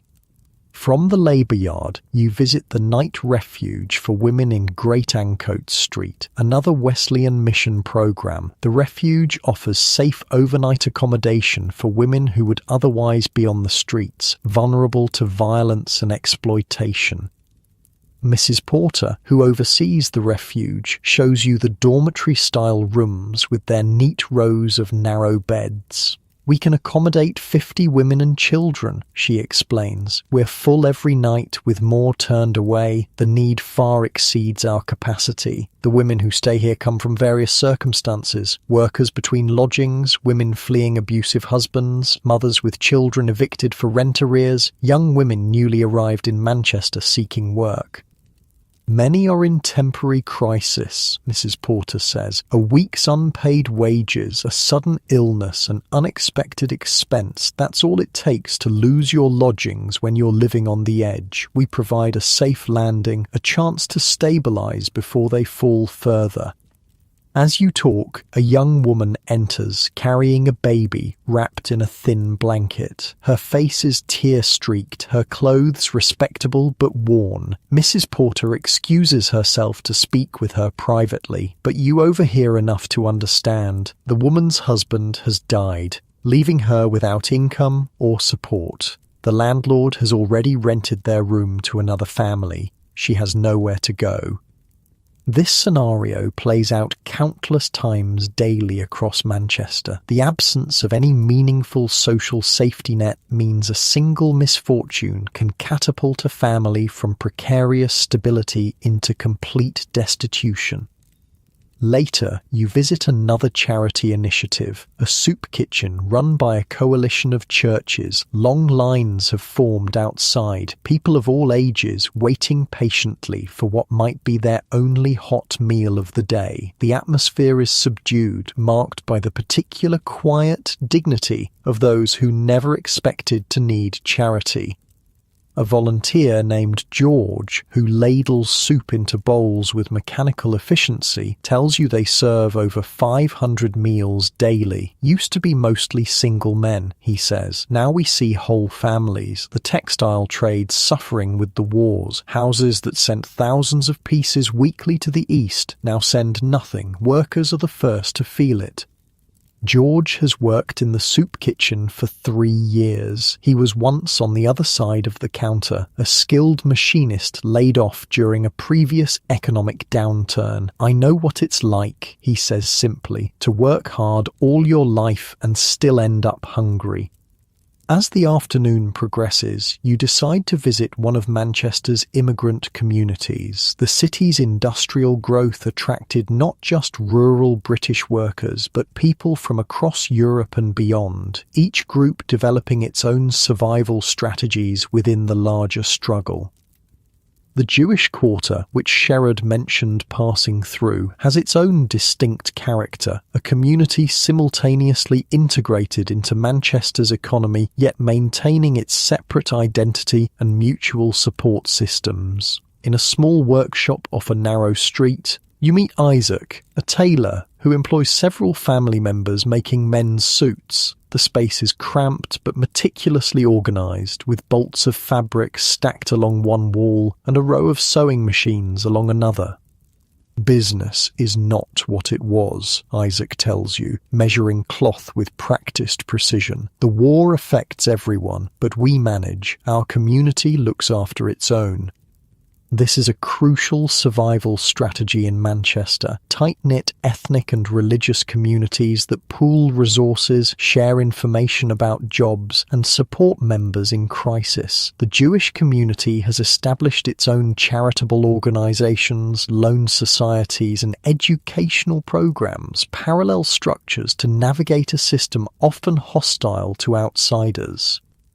Isaac explains how recent immigrants typically start at the bottom, sweatshop work, street vending, rag collecting, before gradually establishing themselves in trades or small businesses. "My father sold buttons from a cart when he first came," he says with pride. "Now I have this workshop. My son studies bookkeeping at night school. Each generation climbs a little higher." This pattern of gradual advancement through generations is common among immigrant communities with strong family and community bonds. It's a long-term survival strategy that requires enormous sacrifice from the first generation. As you leave the Jewish quarter, you notice a group gathering outside a meeting hall. A hand-painted sign announces, "Workers meeting tonight. All trades welcome. Unity is strength." This is another form of collective survival, the growing labour movement. As individual workers have almost no power against factory owners, they're increasingly organising along trade lines and across industries. Inside the hall, about 100 people have gathered, mostly men, but with a significant number of women too. The atmosphere is charged with purpose. These aren't dejected victims, but workers actively fighting to improve their conditions. The speaker, a weaver named Robert, addresses the crowd with passionate intensity. They tell us we should be grateful for our jobs, grateful for 12 hours of danger and exhaustion, grateful for wages that don't feed our children. Well, I say it's the owners who should be grateful for the wealth our hands create, for the profits built on our broken bodies. The crowd responds with cheers and applause. The message resonates because it speaks to their daily experience. They know who creates Manchester's wealth and who reaps its benefits. Alone, we are nothing, Robert continues. Together, we have the power to shut down every mill, every factory, every warehouse in this city. Without our labour, their machines are just metal and wood. Never forget that power. This is the beginning of a transformation, workers recognising their collective strength and organising to demand better conditions. It's a slow, dangerous process, fraught with setbacks. Union organisers risk blacklisting, violence and imprisonment, but the momentum is building. After the formal meeting ends, smaller groups form to discuss specific issues, a planned strike at one factory, fundraising for workers fired for organising, coordinating with unions in other cities. There's a sense of purpose and solidarity that stands in stark contrast to the isolated struggle for survival you've witnessed elsewhere. A woman named Sarah, who works as a power loom weaver, explains the practical realities. We're asking for a halfpenny more per piece and safety guards on the machines. Lost 3 fingers last month in our section alone. They'll fight us hard, already threatening to bring in workers from outside. But we're prepared. The whole mill stands together this time. This isn't just about wages, it's about human dignity, about being seen as people rather than disposable components in the industrial machine, about having some control over the conditions that define their lives. As evening approaches, you make your way toward Deansgate, one of Manchester's main thoroughfares, where the stark divisions of the city become most visible. Here, the commercial establishments that serve the middle and upper class stand in proximity to the poverty just blocks away. The Palatine Hotel, mentioned in Sherrod's description of the view to the River Irwell, represents one face of Manchester, the prosperous commercial city of merchants, manufacturers and professionals. Its well-lit windows and elegant facade seem to belong to a different world than Angel Meadow or Ancoats. From here, you can see what Sherrod described, looking through iron gratings to the black depths of the Irwell while the setting sun appears as a disk of living fire through the perpetual fog and smoke. It's a haunting image that captures the environmental devastation of industrial Manchester, the polluted river, the smoke-filled air, the constant haze that filters all light into something alien and unnatural. As darkness falls, you notice how the city segregates itself not just spatially but temporally. The commercial and financial districts empty as offices close. The more prosperous residential areas settle into domestic evenings behind drawn curtains. Meanwhile, the slums enter their most active and dangerous phase. You return to Angel Meadow as night takes hold. The doss houses are filling again, those who can afford the 4p securing their spots for the night. Outside, those without even that small sum gather in doorways or under bridges, creating makeshift communities for mutual protection. The pubs are doing brisk business, offering light, warmth, and temporary escape. Music spills into the street from one establishment, a folk song about lost rural homes that carries a particular poignancy in this urban wasteland. Near the entrance to one doss house, you meet an elderly man named William, who's been in Manchester for over 40 years. He came from a small village in Yorkshire during the cotton boom, believing the city offered opportunity and advancement. Reality proved harsher. Or used to be worse, he tells you, which is difficult to imagine. Back in the 40s and 50s, now that was hard times. No regulations at all then. Children as young as 5 in the factories. No limits on hours, no safety measures, nothing.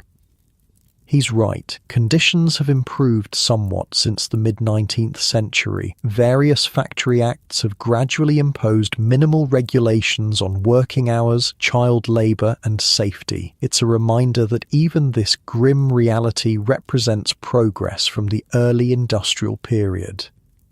Lot of good people tried to help, William continues. Lord Shaftesbury fought for the 10 hours bill. Got it past 2, though owners found ways around it. Still, it was something. Started the ball rolling.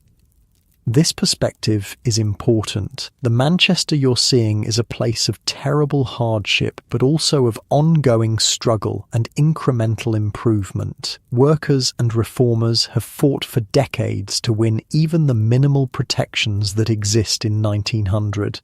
As you talk with William, a commotion erupts down the street. A group of men surround someone on the ground. William shakes his head. Saturday night. Payday for some. Someone got rolled for their wages, I expect.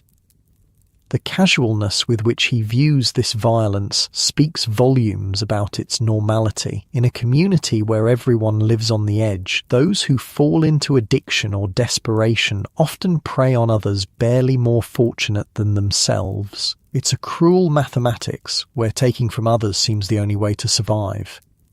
The police rarely bother with crimes in these neighbourhoods unless they threaten to spill into more respectable areas. Justice, like everything else in Manchester, operates differently depending on one's social position. As the night deepens, you find yourself reflecting on all you've witnessed in Manchester so far. The systemic exploitation that keeps wages barely at subsistence level while generating enormous wealth. The environmental devastation that makes every breath an assault on the lungs. The absence of effective social supports that turns any misfortune into potential catastrophe. Yet alongside these harsh realities, you've also seen remarkable resilience and solidarity, people sharing their meagre resources, communities developing mutual aid systems, workers organising to demand better conditions, charitable organisations attempting to fill the gaps left by government indifference. Manchester in 1900 contains multitudes. It's a place of terrible suffering, but also of endurance and resistance, a place where the worst excesses of industrial capitalism play out in human lives, but also where the seeds of change are being planted. As you seek shelter for another night in the city, these contradictions follow you. Tomorrow will bring new insights into the complex ecosystem of industrial poverty, the structures that create and maintain it, but also the forces working to transform it. The factories continue their relentless operation through the night, their machinery never fully silent. Manchester, the workshop of the world, does not rest. And neither do the struggles of those whose labour powers its endless production. Morning arrives with the sound of women's boots on cobblestones, hundreds of them walking in the pre-dawn darkness toward the factories and workshops that will claim their next 12 hours. You join this river of women, young and old, moving through Manchester's foggy streets like a silent army. The women don't talk much as they walk. They save their energy for the work ahead. Many carry small bundles, their midday meals of bread and perhaps a bit of cheese. Some carry infants who will spend the day in makeshift nurseries near the factories, tended by elderly women or young girls, not yet old enough for full-time work. You fall into step beside a woman in her 30s, her face already lined from years of labour. Her hands tell her story, fingers stained dark with tobacco from cigar rolling. "First day?" she asks, assuming you're a new worker, just trying to understand how people live here. You reply honestly. She gives a tired laugh. "Live? That's a generous word for what we do." Her name is Eliza, and she's been rolling cigars for 15 years, since she was 13. She's one of the more fortunate women workers in Manchester, earning nearly 18 shillings a week as a skilled roller, but the work is taking its toll on her health. "Tobacco dust gets in your lungs," she explains, coughing slightly as if to demonstrate. "Most of us don't make it past 45, but the pay's better than most women's work. Got 3 little ones to feed, haven't I?" You ask about the drinking that's supposedly common among cigar makers. "True enough," she admits. "Some girls start as young as 14. Nothing else dulls the headaches from the tobacco. Management knows it too, practically encourages it. Keeps us coming back, doesn't it? Need the wages to pay for the gin, need the gin to keep doing the work." You've arrived at a large brick building with small, grimy windows. A sign identifies it as Wilson and Matthews Fine Tobacco Products. Women stream through the entrance, punching time cards as they enter. A supervisor watches with hawkish attention, calling out to anyone who's even seconds late. "Dock your pay, they will," Eliza mutters. "2 minutes late? That's a penny off your wages, and they wonder why we drink." She disappears into the building, joining the hundreds of women who will spend their day rolling tobacco leaves into cigars and cigarettes. The air inside is thick with dust that coats the lungs and eventually kills, but the wages are relatively good. During apprenticeship, girls earn 5 to 12 shillings a week. Skilled workers like Eliza can make 17 to 20 shillings when working full-time.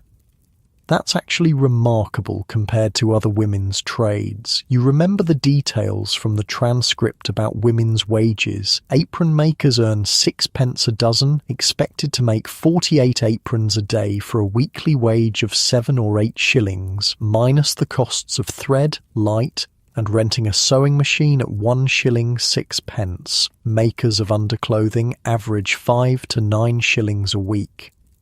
The Song of the Shirt, that poem about a seamstress in wretched conditions, truly is sung nightly in hundreds of garrets and cellar kitchens throughout Manchester and Salford, as the transcript says, and always to the same doleful tune, 8 or 9 shillings a week, never more than 12. You continue your exploration, heading toward a district where many tailoresses and seamstresses live and work. The buildings here are slightly better than in Angel Meadow, but not by much. Many of the women work from home, turning their small lodgings into workshops where they sew for piece rates. In one such home workshop, you meet Anne, who makes buttonholes for a tailor's shop. The room is small but neat, with a single window providing barely enough light for the detailed work. Anne sits at a small table, her fingers moving with practiced precision as she creates perfect buttonholes in waistcoats. 7 shillings a week, she says when you ask about her earnings. That's if I'm quick with my fingers. The master says that's good money for buttonholes. 7 shillings for a week's labour, hunched over in poor light, straining her eyes on fine stitching, and she considers herself fortunate because the work is regular. Got my sister and her 2 little ones living with me, Anne explains. She does washing when she can get it, but the little ones are too young for work yet. Between us, we bring in maybe 12 shillings in a good week, rent's 5 and 6. The mathematics is brutal. 5 shillings and 6p for rent leaves just over 6 shillings for everything else. Food, coal, clothing, light, soap, and that's in a good week when both women find steady work. How do you manage, you ask, genuinely curious about the economics of survival on such margins? Anne's face shows a flicker of pride. We're clever, aren't we? Got a system with the other women in the building. One does a big pot of stew, another bakes bread. I mend clothes for all, sharing the coal for heat when it's cold, looking after each other's little ones. Couldn't manage alone, that's certain. This is how women survive in industrial Manchester, through cooperative networks that stretch meagre resources further than seems possible. They create informal childcare arrangements, cooking collectives, shared purchasing groups. They pass down outgrown clothing, share information about which shops give credit, which foreman might be hiring, which charities offer help without humiliation.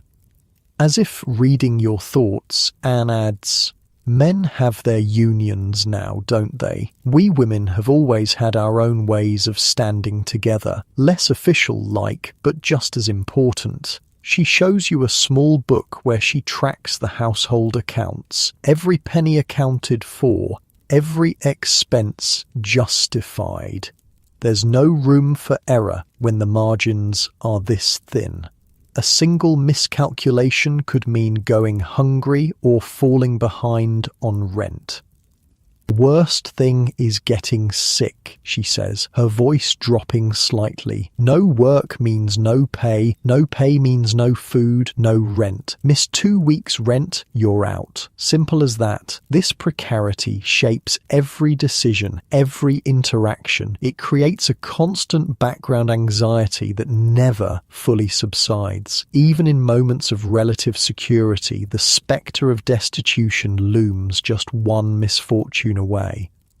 You thank Anne for her insights and continue your exploration. Your next stop is a laundry where women wash the clothes of the middle and upper classes, some of the hardest physical labour available to women in Victorian Manchester.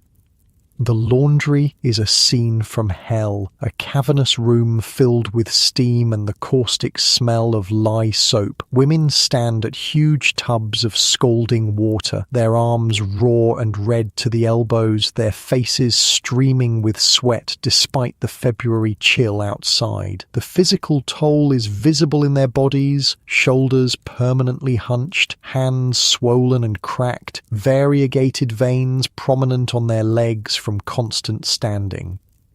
The forewoman, Mrs. Bates, explains the operation with business-like efficiency. 50 women working here, pay is daily, 2 shillings for a full day, sun up to sundown. No work if the weather's too wet for drying, no pay if you're slow. 2 shillings for perhaps 14 hours of punishing physical labour, with no guarantee of regular work. And these women are the fortunate ones who found employment with a large laundry rather than trying to compete as independent washerwomen. You ask Mrs. Bates about the women who work here, mostly widows, deserted wives, or women with useless husbands, she says bluntly. Some girls who need to support parents or siblings. Few options for respectable work if you're not trained for a trade, aren't there? It's this, the factories, or selling yourself. Many have tried all three. The casual reference to prostitution as simply another employment option reminds you of the limited choices available to women in economic distress. In Manchester, as in most Victorian cities, a significant number of women turn to prostitution either full-time or as occasional supplementary income when other work is scarce. You leave the steam-filled laundry and head toward the market area, where women engage in various forms of street trade, selling matches, flowers, second-hand items, or food from small stalls. These enterprises require minimal capital to start and offer flexibility that factory work doesn't, making them popular with mothers of young children. At one small stall, an older woman sells hot potatoes, baked in a portable oven and sold to workers who have no facilities to cook their own meals. Her name is Martha, and she's been running this stall for 20 years. Started when my husband died in 80, she explains, deftly wrapping a hot potato in paper for a customer. Factory accident. No compensation then. Different now, but not by much. Had 5 little ones to feed somehow. Her potato business barely provides subsistence, but it's allowed her independence and the ability to look after her family. All 5 children survived to adulthood, a significant achievement in itself in working-class Manchester, where child mortality remains appallingly high. "My girls are all in service now," Martha says with pride. "Better than the mills or the laundry, isn't it? Regular meals, warm place to sleep. My boys took factory work, but the youngest is learning bookkeeping at night school. Might get a clerk position if he's lucky." This intergenerational advancement strategy is common among women like Martha, sacrificing everything to give their children slightly better opportunities, hoping each generation can climb one small step up the economic ladder. As evening approaches, you make your way to an area where a different kind of women's work takes place. After dark, certain streets become the territory of prostitutes, women who've either chosen this work over starvation wages in factories or been driven to it by circumstances beyond their control. On one such corner, you meet Elizabeth, who speaks with surprising frankness about her situation. "Was in the cotton mills for 10 years, she tells you. "Got the cough so bad I couldn't keep up with the machines. No work for sick women, is there? This pays better anyway when it's not dangerous." The dangers are considerable: violence from clients and police, disease, pregnancy, social ostracism. But for some women, the economic calculation makes sense when compared to the slow death of factory work at subsistence wages. Some only do it when they're desperate, Elizabeth explains. Factory girl whose husband's out of work, widows with children, young ones fresh from the countryside with no skills. Most don't last, end up dead, in jail, or in the workhouse. The workhouse, that spectre that haunts all the poor of Manchester. For women, it holds particular horrors, as families are separated and the stigma follows them even after release, making it harder to find legitimate work or lodgings. "Rather die on the streets than go there," Elizabeth says flatly. "They take your dignity before anything else. Nothing left of you when they're done." Night is falling fully now, and you leave Elizabeth to her work. The contrast between her matter-of-fact attitude toward her profession and society's moral condemnation of women like her is striking. The same society that creates economic conditions where women must choose between starvation and prostitution, then punishes them for making the only choice that ensures survival. You return to the residential areas where women's work continues long after factory shifts end. In small lodgings throughout Manchester, women cook, clean, mend, nurse, and care for children after already completing exhausting paid labour. This second shift goes unrecognised and unpaid, but is essential to family survival. In one such home, you meet Margaret, who has just returned from her job at a textile mill. Though clearly exhausted, she immediately begins preparing a meal for her 4 children, while her husband sits by the small fire, nursing a pint from the local pub. "Jim's back's bad again," she explains, not quite apologetically, but with the air of someone used to making excuses. "Can't do the heavy work at the docks anymore. Picks up odd jobs when he can." The reality in many working-class homes is that women bear the double burden of wage earning and domestic responsibilities. Even when men are present and employed, most household management falls to women, stretching inadequate wages to cover necessities, making decisions about which bills to pay and which to defer, which child gets new shoes and which must wait. Margaret's dinner preparation is a masterclass in resourcefulness. Potato peelings become soup stock, stale bread is revived with a sprinkle of water before toasting, a single onion flavours a pot that must feed 6 people. Nothing is wasted, everything serves multiple purposes. "We'll manage," she says with quiet determination when you express concern about her family's situation. "Always have, haven't we?"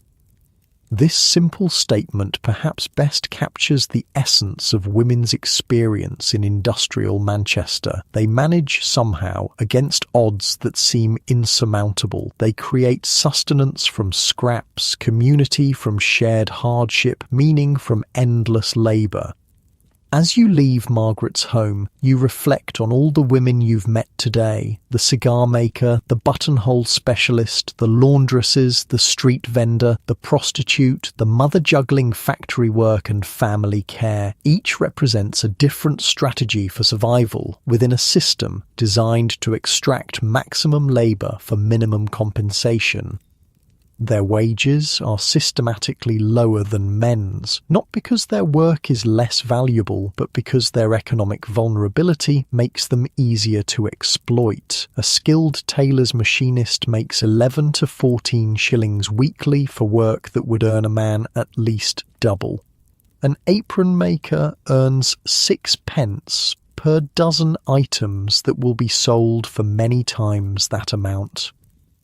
Yet within these constraints, women have created networks of mutual support that make survival possible. They share childcare, food, heat, information, and emotional support. They develop complex economic strategies involving credit, bartering, collective purchasing, and resource pooling. They prioritize their children's advancement over their own comfort. As darkness settles over Manchester, these networks continue their invisible operation, women moving between homes to check on elderly neighbours, sharing leftover food, minding children so others can take evening work, teaching young girls the survival skills they'll need all too soon. The factories may drive Manchester's formal economy, but women's unpaid labour and mutual aid create the conditions that make industrial capitalism possible, reproducing the workforce, maintaining households, stretching wages that were never intended to support families, and absorbing the shocks of economic fluctuation. Tomorrow you'll explore other aspects of Manchester life, but tonight you carry with you a deeper understanding of how women navigate this industrial landscape, not as passive victims but as active strategists in the daily battle for survival. Dawn brings a chorus of coughing across Manchester's slums. The sound echoes from open windows and thin walls, deep, wet, rattling coughs that speak of damaged lungs and chronic illness. It's the soundtrack of industrial life, as much a part of the city as the factory whistles and clanging machinery.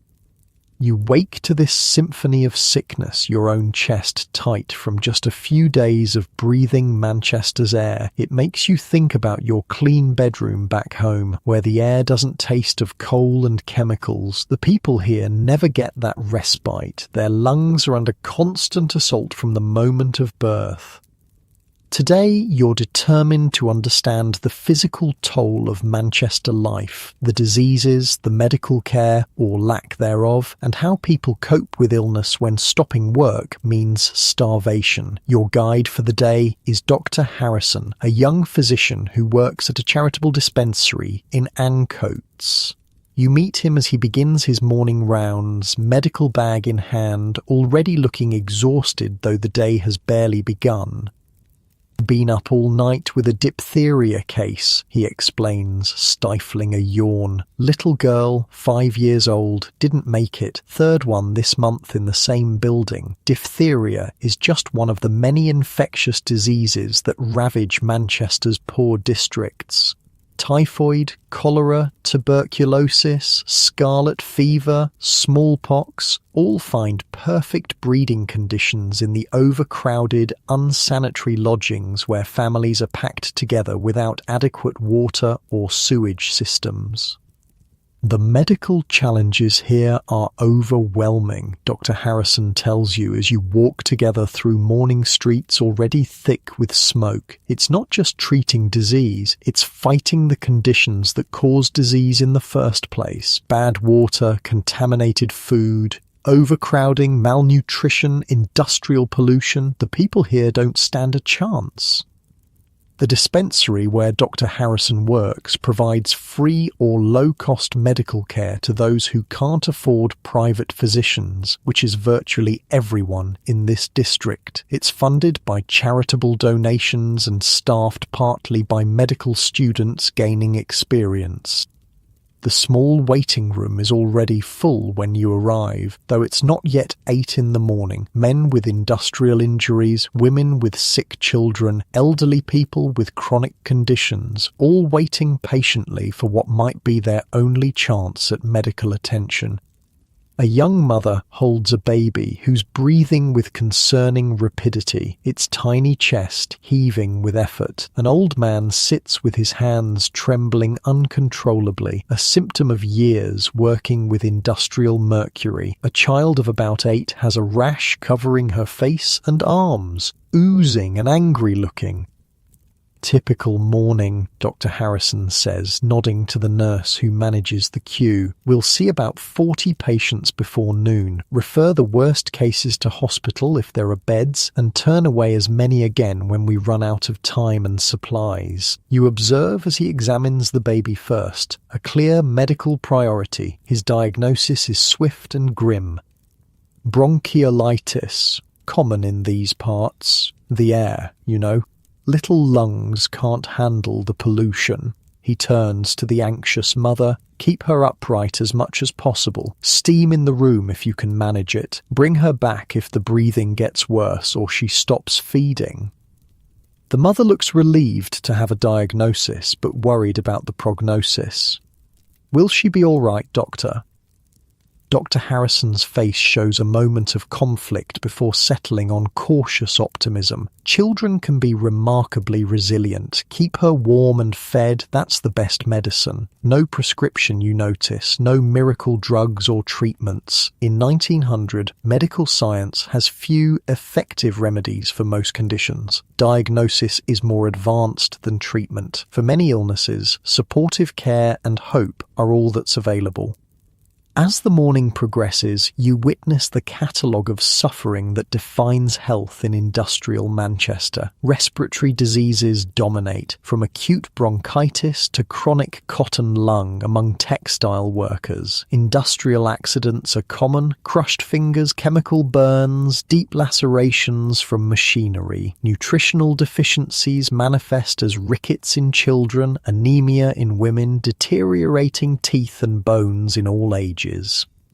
One case particularly strikes you: a teenage boy with a ghostly pallor who works in the white lead factory. His hands tremble continuously, and he complains of severe abdominal pain and headaches. Lead poisoning, Dr. Harrison explains after examining him. We see it constantly in painters and factory workers. It will kill him eventually, but he can't afford to change jobs. His family depends on his wages.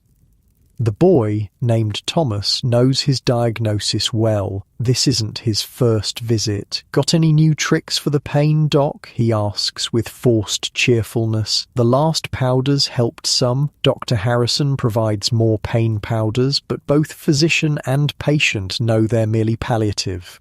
The real treatment would be removing Thomas from lead exposure, an economic impossibility for his family.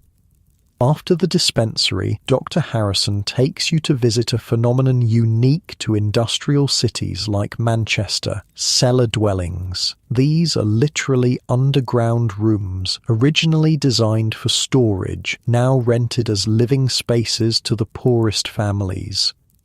You descend narrow stone steps into a dark, damp chamber beneath street level. The ceiling is so low you must stoop. A single small window at pavement level provides the only natural light and ventilation. The air is thick with mould and the unmistakable smell of sewage seeping through the walls.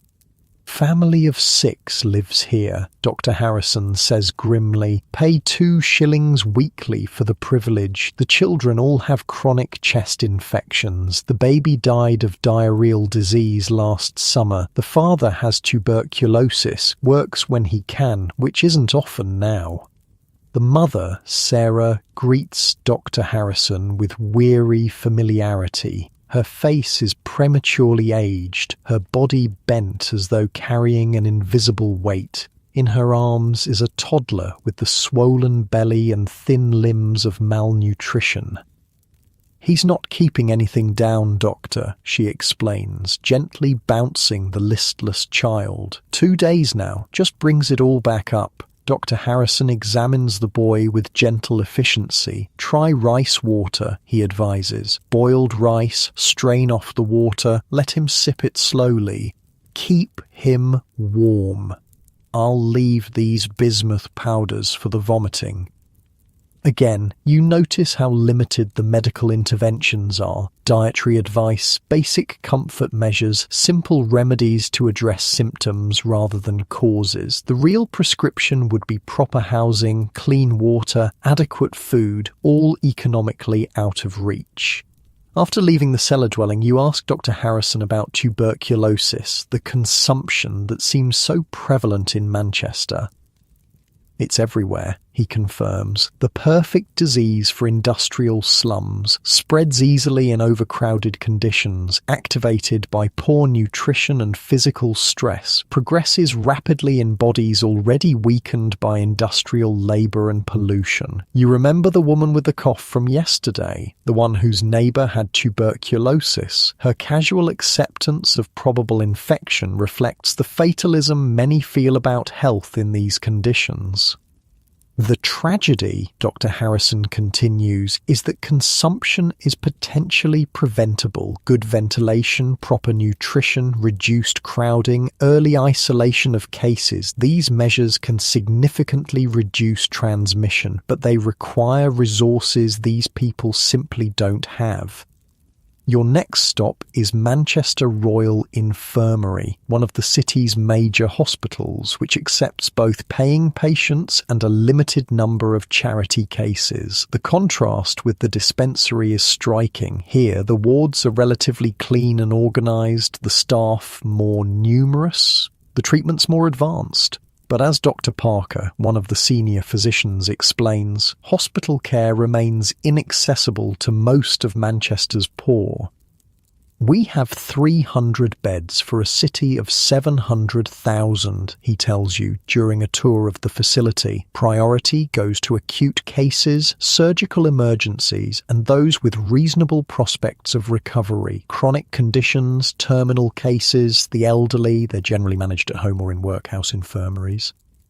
The economic reality of healthcare in 1900 is brutal. Those who can afford private care receive it. Those with certain types of employment might have access to works doctors or friendly society schemes that provide basic medical coverage. The destitute might receive charity care if beds are available. Everyone else manages as best they can with home remedies, patent medicines, and untrained practitioners."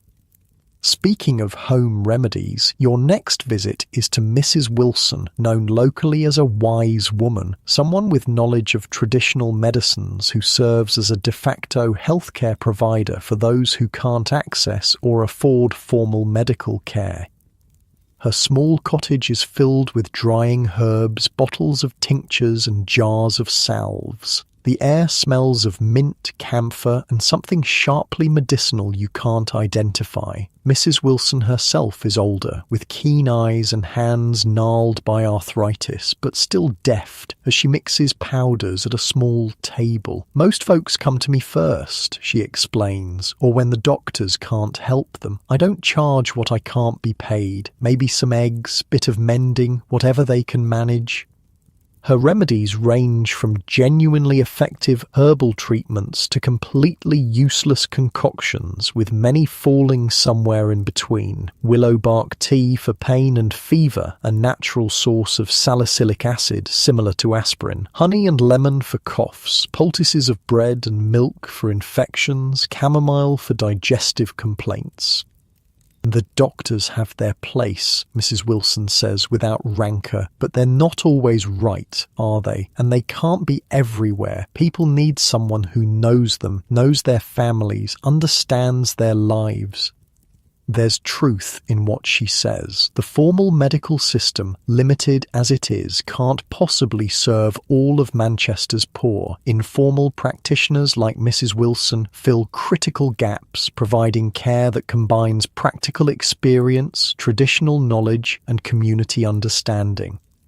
As afternoon approaches, you visit one of the most dreaded medical institutions in Manchester, a workhouse infirmary. This is where the destitute sick end up if they have nowhere else to go and no one to care for them.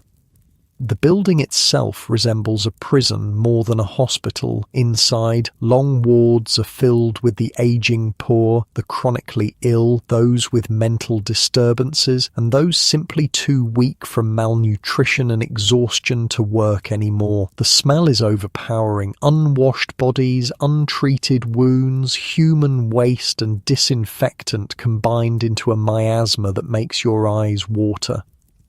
The matron who shows you around makes no attempt to sugarcoat conditions. We have one nurse for 60 patients, most of whom need significant care. The doctor visits twice weekly. We do what we can with what we have, which isn't much. The patients lie in narrow beds, many staring vacantly at the ceiling. Some moan or call out, others lie ominously still. You notice how many are elderly, worn-out workers whose bodies gave out after decades in the factories and mills.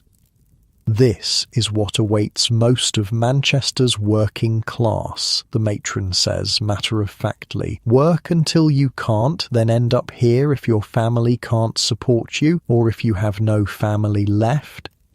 You recall the incident mentioned in the transcript, the pauper lunatic who was beaten to death by an attendant at Kumpol Workhouse, a case so shocking it prompted a special order from the Home Secretary. Abuses are common in these institutions where the most vulnerable are housed with minimal oversight and resources.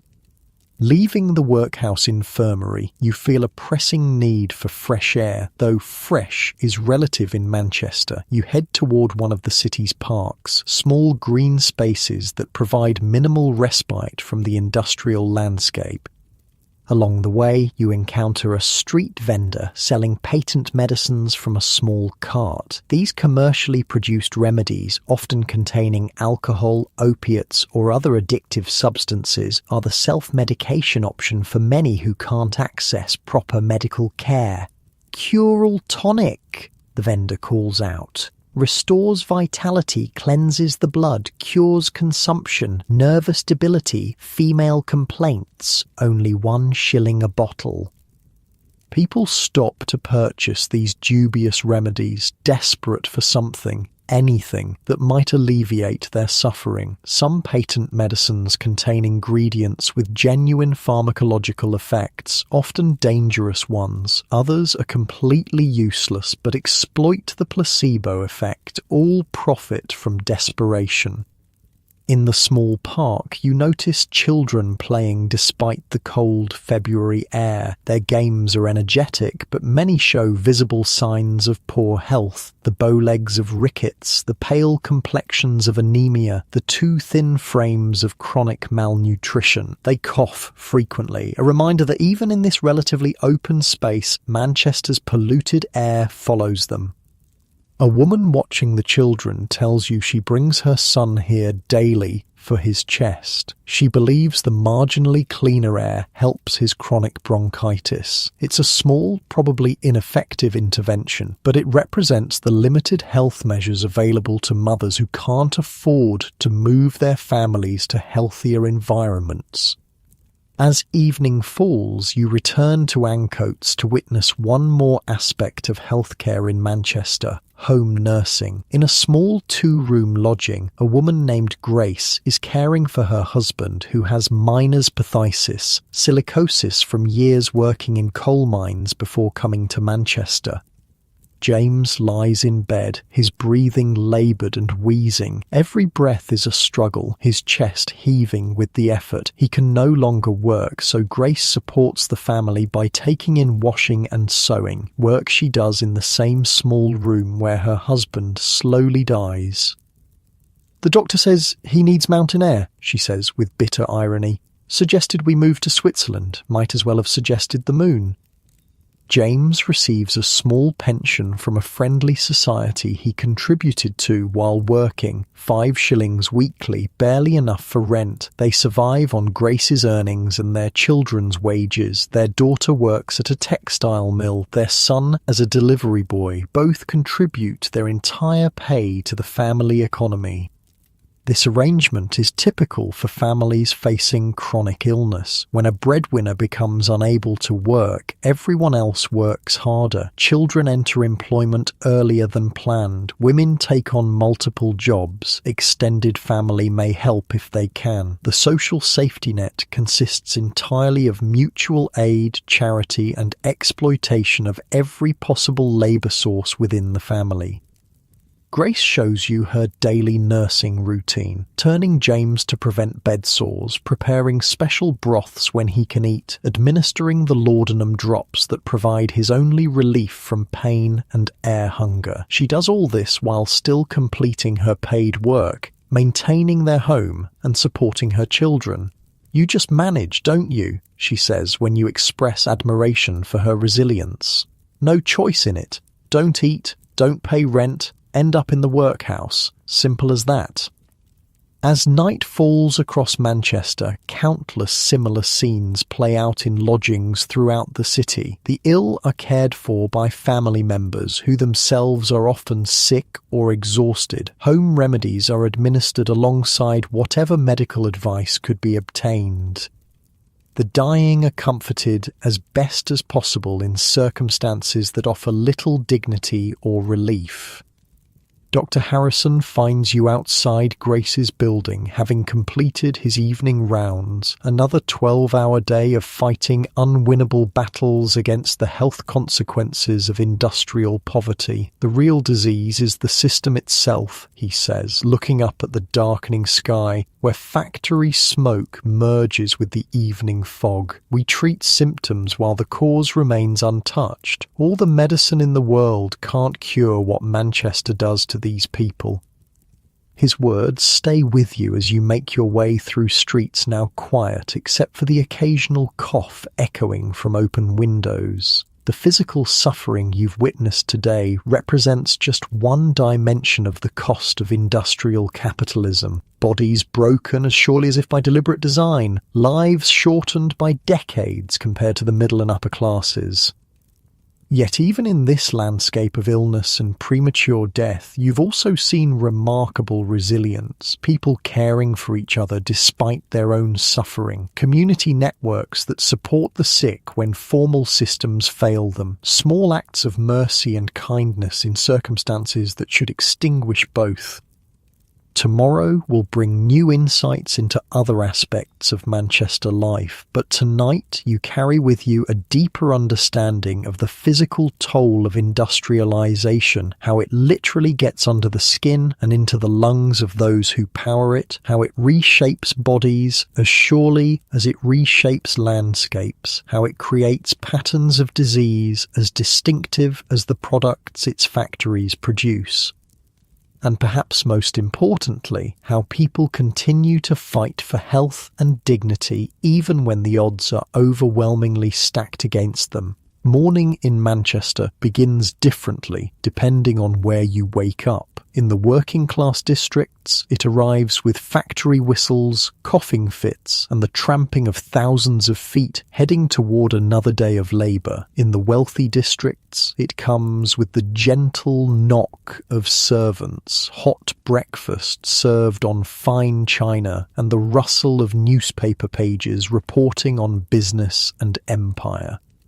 Today you decide to explore this contrast, to understand how Manchester's wealthy elite live in relation to the working poor who generate their fortunes. You begin in Victoria Park, one of the exclusive residential enclaves where factory owners, merchants and professionals have built their mansions. The first thing you notice is the air. It's still Manchester air, but remarkably clearer than in Angel Meadow or Ancoats. This is by design. The wealthy built their homes upwind of the factories, ensuring that the smoke and effluvia flow away from, not toward, their residences. Geography becomes a physical manifestation of class division, clean air for those who can afford it, pollution for those who cannot. The houses themselves are impressive, large Victorian villas set back from tree-lined streets surrounded by gardens and decorative iron fences. Servants move purposefully between houses and shops, conducting the daily business that maintains these comfortable lives. Carriages come and go, their well-groomed horses a stark contrast to the skeletal nags that pull carts in the poorer districts. Outside one particularly grand residence, you notice a man preparing to leave for the day, clearly the master of the house. His clothing is impeccable, his bearing confident. A servant holds the carriage door as he enters, then hands him a newspaper and what appears to be a business ledger. You follow at a discreet distance as the carriage heads toward the commercial district. This is your opportunity to witness how the other half of Manchester lives, or more accurately, how the top 5% lives, since true wealth is concentrated in remarkably few hands. The carriage stops outside a grand building in the heart of Manchester's business district. The sign identifies it as the headquarters of Drummond & Sons Cotton Exporters. This, then, is a cotton merchant, one of the key players in the industry that gives Manchester its nickname of Cottonopolis. You continue your exploration of the commercial and civic centre of Manchester. The architecture here tells its own story of wealth and power, imposing stone buildings with classical facades designed to project permanence and authority, banks, insurance companies, commodity exchanges, government offices, the infrastructure of commerce and control. The contrast with the slums you visited is jarring. Here, the streets are wider, cleaner, better maintained. Police officers patrol regularly, ensuring that the undesirable elements of Manchester life remain safely distant from the centres of wealth. Even the people look different, healthier, better dressed, moving with the confidence that comes from security rather than the wariness born of constant vulnerability. This is the Manchester that visitors see and admire, the Manchester of grand municipal buildings, cultural institutions and commercial might. The Manchester that Friedrich Engels called hell upon earth remains carefully hidden from view, an inconvenient reality behind the impressive facade. You pause outside the Manchester Royal Exchange, where cotton traders and manufacturers conduct their business. Through the windows, you can see well-dressed men engaged in animated conversation, making deals that will determine the fates of thousands of workers they will never meet. A gentleman emerges from the exchange, lighting a cigar as he descends the steps. He looks prosperous, but not ostentatiously wealthy. A middle-rank businessman, perhaps. You decide to strike up a conversation, introducing yourself as a visitor interested in Manchester's industries. His name is Wilson, and he owns a medium-sized textile mill employing about 200 workers. He's happy to talk about business conditions, the wars affecting trade, the competition from other manufacturing centres, the challenges of maintaining profitability. Labour costs are the key, he explains, puffing on his cigar. Keep those under control, and you can weather most market fluctuations. Let them rise and you're finished. When you ask about working conditions in his factory, his expression shifts slightly. Decent enough, he says defensively. Better than many. We've installed the required safety guards on most machines. Maintain reasonable hours, 10 hours daily except during rush orders. Don't employ children under 9. More than fair, considering. His definition of fair is revealing. The bare minimum legal requirements are presented as generous concessions. The exploitation that underpins his prosperity is invisible to him, or at least unacknowledged. These union agitators cause nothing but trouble, he continues, warming to his theme. Workers don't understand business realities. They think money appears by magic, don't see the risks we take, the competition we face. If they had their way, we'd all be bankrupt, and then where would they be?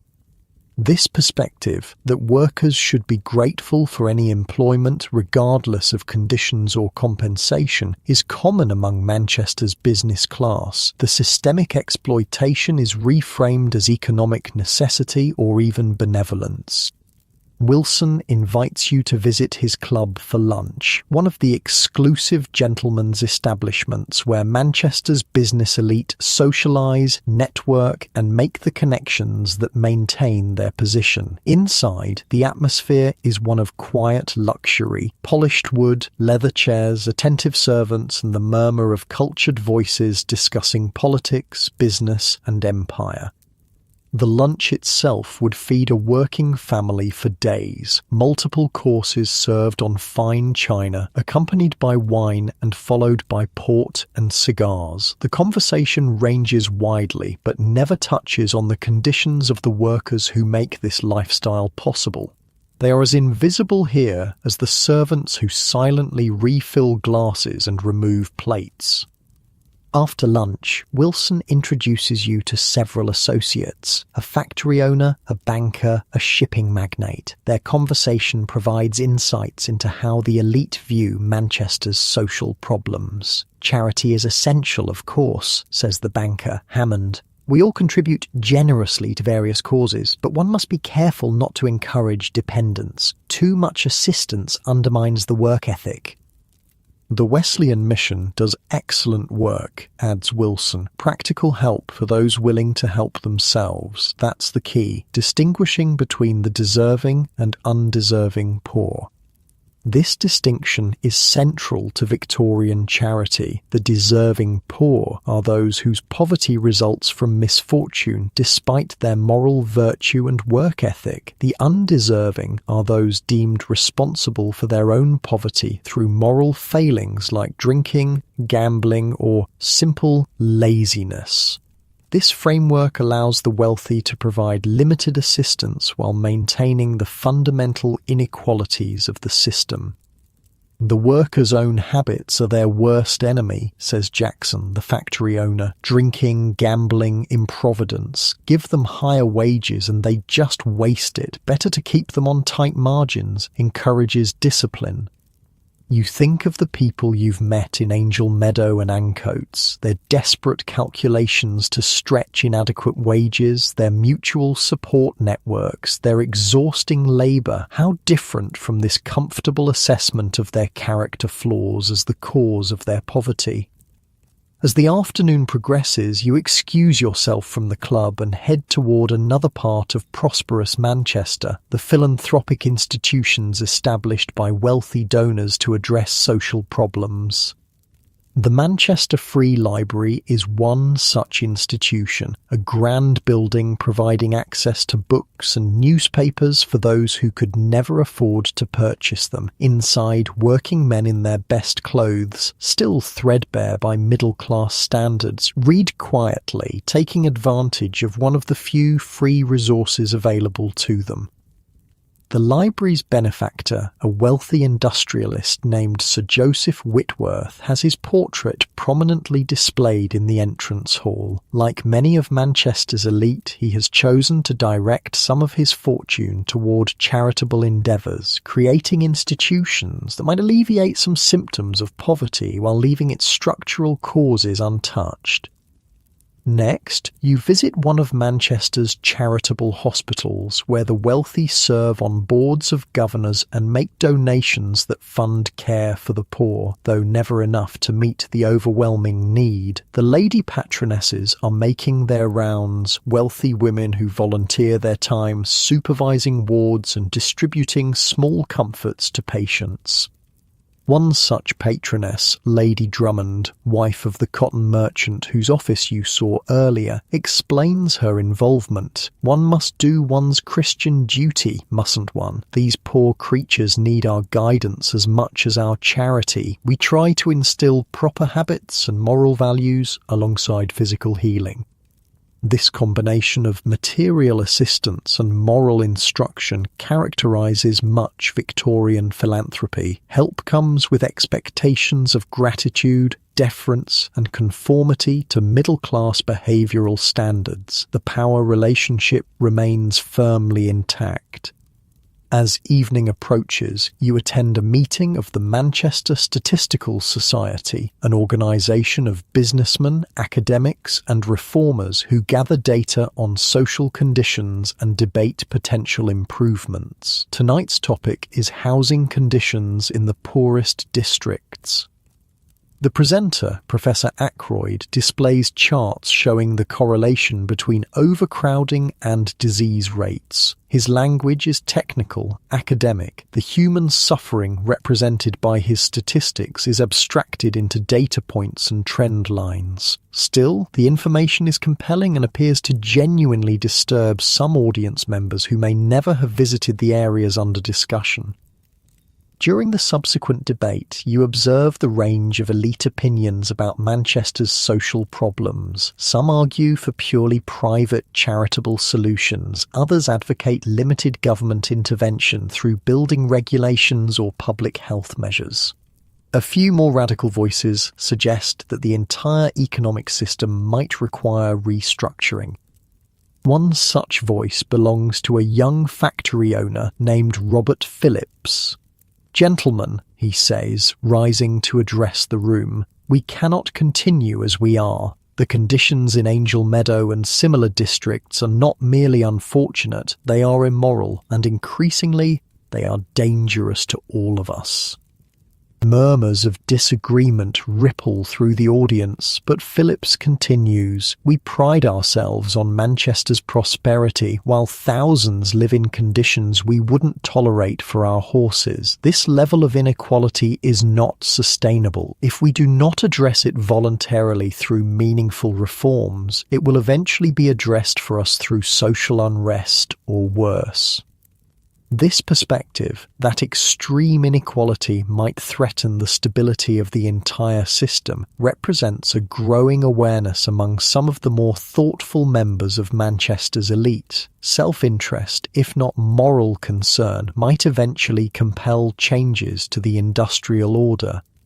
After the meeting, you speak briefly with Phillips. Unlike many of his peers, he has actually visited the slums himself rather than relying on reports and statistics. This direct experience has clearly affected him deeply. "I inherited my factory from my father," he explains. "Never questioned the system until I saw where my workers lived. Now I can't unsee it. We're trying some experiments. Higher wages, better housing, profit-sharing schemes. My fellow manufacturers think I'm mad, but productivity is up. Turnover is down. It may be that treating workers as humans is good business as well as good ethics."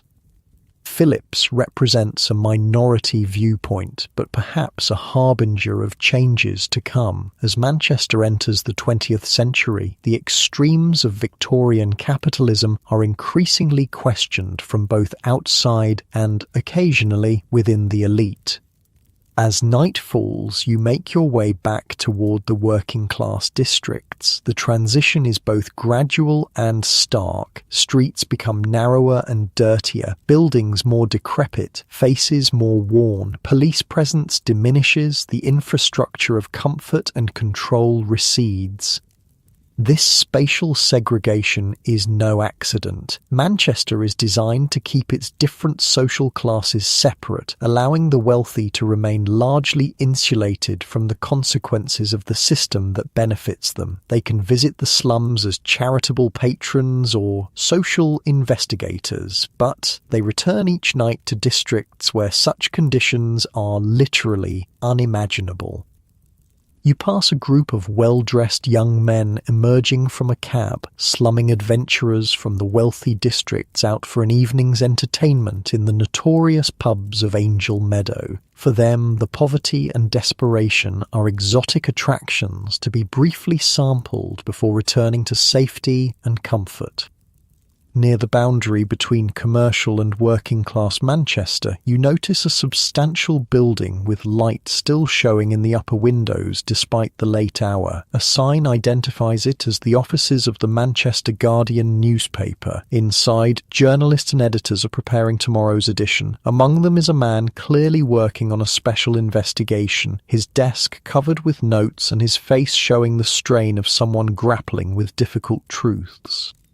This, you learn, is a colleague of Robert Sherrard, another journalist documenting conditions in Manchester's poorest districts. Like Sherrard, he has spent time undercover, living in common lodging houses, eating the food of the poor, talking directly with those who suffer most under the industrial system. The hardest part, he tells you when you introduce yourself and express interest in his work, is getting people to care. The facts have been available for decades. Engels wrote about these conditions in the 1840s. Government reports have documented them, journalists have exposed them, and yet they persist. He shuffles through his notes, interviews with workers, descriptions of housing conditions, statistics on wages and prices. The comfortable classes don't want to know, he continues. It disrupts their sense of Manchester as a triumph of progress and industry. Easier to blame the poor for their own suffering than to question the system that creates both extreme wealth and extreme poverty. His work, like Sherrard's, represents another approach to bridging Manchester's divided worlds, using journalism to make the invisible visible, to force the comfortable to confront the realities they prefer to ignore. As you finally return to the lodging house where you've been staying, you reflect on the city's stark contrasts. Manchester contains multiple realities that barely intersect. The Manchester of grand commercial buildings and comfortable suburbs, the Manchester of respectable working-class neighbourhoods struggling for stability, the Manchester of desperate poverty in places like Angel Meadow. These separate Manchesters exist in relation to each other, the wealth of one built directly on the exploited labour of another, yet the connections remain largely unacknowledged by those who benefit most from the arrangement. Still, you've also seen signs of potential change. Journalists exposing conditions, reformers gathering data, the occasional industrialist questioning the status quo, workers organising to demand better treatment. Manchester in 1900 stands at a crossroads, with the worst excesses of Victorian capitalism increasingly challenged, but still firmly in place. Tomorrow will bring your final day of exploration in this complex, terrible, fascinating city, a chance to understand how all these elements interact and what they might tell us about where industrial society is heading. But for tonight, you return to the uncomfortable realities of a lodging housebed, still processing the stark divisions that define life in the workshop of the world. Dawn on your final day in Manchester brings a rare meteorological event, actual sunshine breaking through the perpetual haze of smoke and fog. The light reveals the city in a different aspect, the red brick buildings momentarily glowing with unexpected warmth, the grime and decay temporarily gilded. You take it as an invitation to reflect on what you've witnessed over these past days. The hardship, yes, but also the resilience, the community, the ways people create meaning and even find joy in the harshest circumstances. Today, you want to understand not just how people survive in Manchester, but how they live, how they mark the passages of life from birth to death, how they celebrate, mourn, love, and dream in the shadow of the smokestacks. Your guide for this final exploration is Martha, the potato seller you met earlier. At 65, she's lived through nearly the entire Victorian era in Manchester and has witnessed the city's transformation from a relatively small town to the industrial colossus it is in 1900. Born here when Victoria was just a girl herself, she tells you as you walk together through streets now bustling with morning activity. Seen it all, haven't I? Good times, bad times, mostly bad for folk like us, but we made our own good when we could. Martha's first stop is a momentous family occasion. Her youngest granddaughter is getting married today. The celebration will be modest by middle-class standards, but represents a significant investment for a working-class family. The location is St. Michael's Church, a simple stone building serving one of Manchester's poorer parishes. Penny weddings, they used to call them, Martha explains. Everyone puts in what they can. Food, drink, music. Community makes it special, not money. Inside the church, the wedding party is gathering. The bride, Mary, wears a dress that's been carefully altered from her mother's, which was itself passed down from an older sister. She carries flowers from the small garden her father tends behind their lodgings, cultivated in polluted soil, but blooming defiantly nonetheless.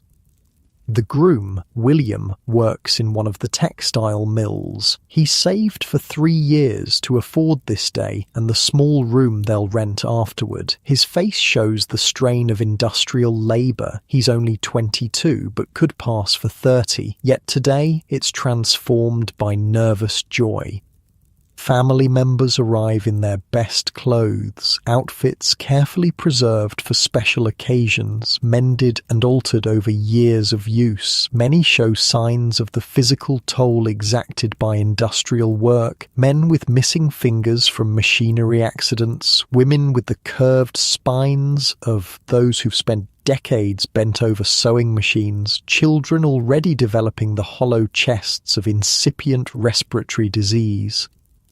Yet the mood is genuinely celebratory. These moments of community ritual provide essential counterpoints to the grinding reality of daily survival. They affirm connections, create memories, mark the passages that give shape and meaning to lives often defined by relentless labour. The ceremony itself is brief but moving. The young couple exchange vows with quiet sincerity. The parish priest, Father Collins, knows the family well and speaks to their specific strengths and challenges rather than reciting generic platitudes. Marriage in Manchester is an act of courage, he tells the couple. Every day will test your commitment, but what you build together will be stronger for having weathered these tests. After the ceremony comes the celebration, held in the church hall because no one's home is large enough to accommodate the extended family and neighbours who participate. Tables are laden with food contributed by everyone attending: meat pies, sausages, bread, cheese, vegetables from small garden plots, homemade beer and cider. Musicians appear. An uncle with a fiddle, a cousin with a penny whistle, a neighbour with a battered accordion. The music they play connects these industrial workers to rural traditions many of their families left behind when they came to Manchester for factory work. As people eat, drink, and eventually dance, you notice how physical hardship temporarily recedes. Bodies bent by labour straighten in dance, faces lined with exhaustion brighten with laughter. The weight of Manchester life is briefly but significantly lightened. Best part of being poor is knowing who your true family is, Martha says, watching the celebration with evident satisfaction. Rich folk, they've got their servants and their social circles, but it's all for show, isn't it? When times are hard, who stands by them? We've got nothing but each other, but that's everything when it matters. This observation captures something essential about community in Manchester's working-class districts. The mutual support networks aren't just economic survival strategies. They're the foundation of emotional and social resilience. They provide context and meaning that transcends the harshness of material conditions. After the wedding celebration begins in earnest, Martha takes you to witness another life passage, this one more sombre. In a small house in Ancoats, a neighbourhood child has died of diphtheria. The family is holding a wake, another community ritual that serves multiple purposes. The child, a girl named Emma, lies in a small coffin in the family's main room. She's been dressed in her best clothes with flowers placed around her. Neighbours and family have gathered to support the parents and siblings, bringing food and drink, sharing memories, helping with practical arrangements.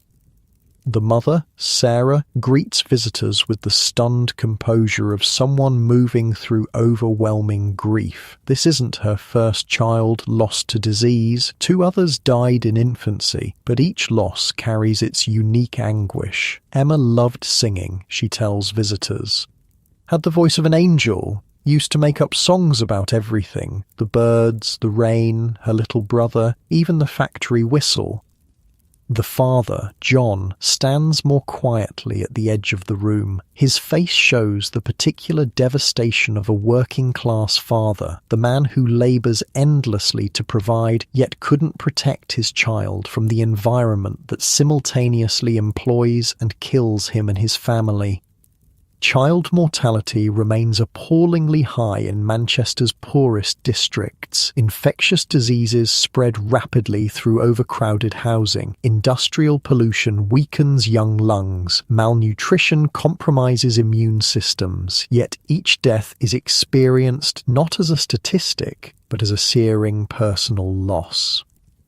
What strikes you most about the wake, however, is how the community transforms individual grief into collective care. Women take over household tasks, allowing the mother time to mourn. Men contribute to funeral expenses, which would otherwise consume a family's entire savings.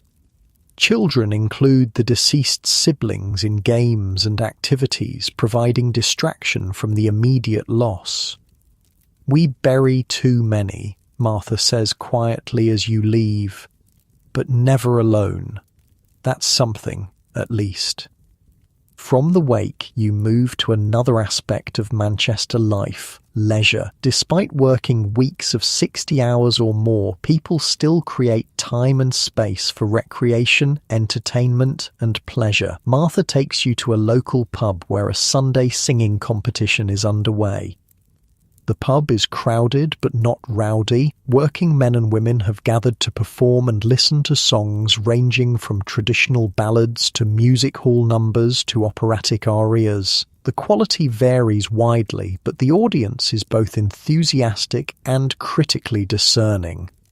"Manchester's always been musical," Martha explains. "Factory work is noisy, repetitive. Maybe that's why people value music so much. Reminds us we're human, not machines." A young woman takes her turn, singing a haunting folk song about lost rural homes, a theme that resonates deeply with many whose families came to Manchester from the countryside. Her voice fills the small space, momentarily transforming it from a grimy urban pub to somewhere timeless and transcendent. When she finishes, the applause is genuine and prolonged. For a few minutes, everyone in the room has shared something beautiful amid surroundings that offer precious little beauty. The communal experience creates a brief but real sense of elevation above circumstance. This pattern, finding moments of transcendence within harsh reality, appears in various forms across Manchester. Martha shows you other examples throughout the afternoon: amateur dramatic societies performing in church halls, reading groups discussing literature in back rooms of pubs, choral societies rehearsing complex pieces in school buildings after hours. "People think we're just work and sleep and survival," Martha says, "but that's never been true. We've always made art, made music, told stories, different from fancy folk with their theatres and concert halls, but no less meaningful." As evening approaches, Martha takes you to her own small lodging for tea, a gesture of hospitality that represents significant sacrifice given her limited resources. Her room is tiny but meticulously maintained, with small touches that transform institutional space into personal home. A hand-crocheted doily on the table, a cheaply framed photograph of her late husband, a windowsill plant straining toward what little sunlight penetrates Manchester's permanent haze. 65 years in this city, she reflects as she prepares tea with careful economy using leaves that have clearly been brewed multiple times. Seen it change and stay the same, if that makes any sense. You ask what's changed and what's remained constant. Buildings got bigger, more machines, more smoke, more people crammed together. She pours tea into chipped cups with steady hands. What hasn't changed is how they see us. The factory owners, the fine folk in their big houses, still just hands to them, aren't we? Not full people. Yet Martha herself defies any attempt to reduce her to her economic function. Throughout her life, she has created meaning beyond mere survival, raising children, building community, celebrating joys, mourning losses, maintaining dignity in circumstances designed to strip it away. Found my pleasures where I could, she continues. My children, good neighbours, dancing when I was young, loved to dance, church socials, garden plot I kept for 30 years before my back gave out. Little things mostly, but they matter more than the big folk know. This capacity to create meaning within constraints, to carve out spaces for joy, connection, and self-expression in a system designed to extract maximum labour for minimum compensation, represents a profound form of resistance, not the organised political resistance of unions and worker movements, though that exists too, but a more fundamental insistence on humanity in the face of dehumanising forces.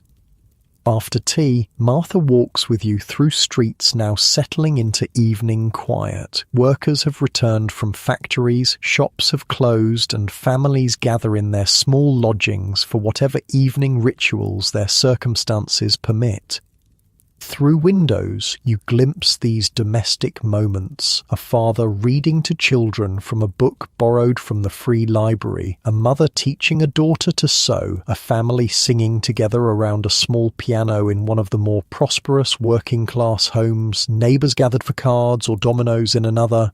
Life goes on, doesn't it? Martha says. Whatever they throw at us, that's our victory, just carrying on, making homes in hell, like Engels said, finding joy where we can.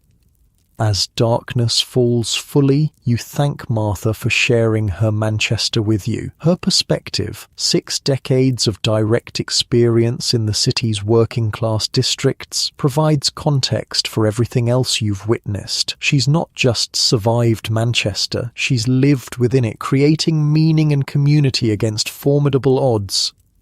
You make your way back toward the commercial district, moving from the intimate scale of working-class homes to the imposing architecture of industrial power. The factories continue their relentless operation, night shifts now in progress. Manchester never truly sleeps, its industrial heart beats continuously. Near the town hall, you encounter a group of well-dressed people emerging from a charity concert, members of the same elite you observed yesterday. Their conversation revolves around the excellent performance and the substantial funds raised for poor relief. The contrast is striking, these comfortable lives proceeding alongside but separate from the realities you've witnessed in Angel Meadow and Ancoats. The charitable impulse is genuine, but the division remains unbridged. The systemic causes of poverty go unaddressed while its symptoms receive occasional inadequate attention.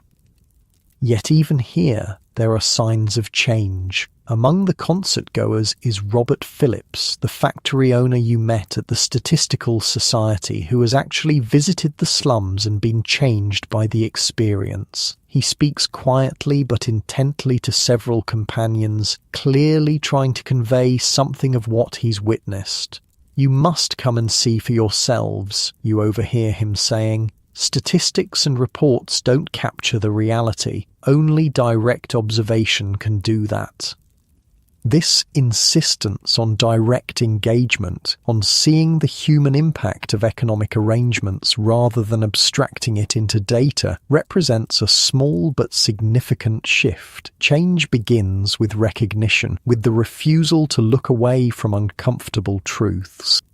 As you make your final way through Manchester's streets, you reflect on everything you've witnessed. The exploitation is real and systemic. Lives shortened by dangerous working conditions, bodies broken by excessive labour, minds narrowed by limited opportunity. The suffering is not accidental, but inherent in the industrial capitalism that has made Manchester the workshop of the world.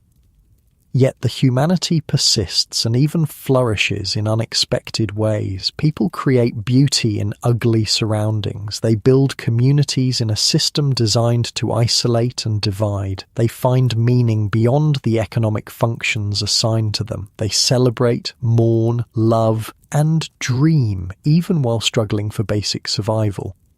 This, perhaps, is the most important lesson of Manchester in 1900, the remarkable resilience of human connection and creativity even in the most challenging circumstances. The Industrial Revolution has transformed not just production, but social relations, urban environments, and daily experience. Yet people continue to assert their full humanity within and against these transformations.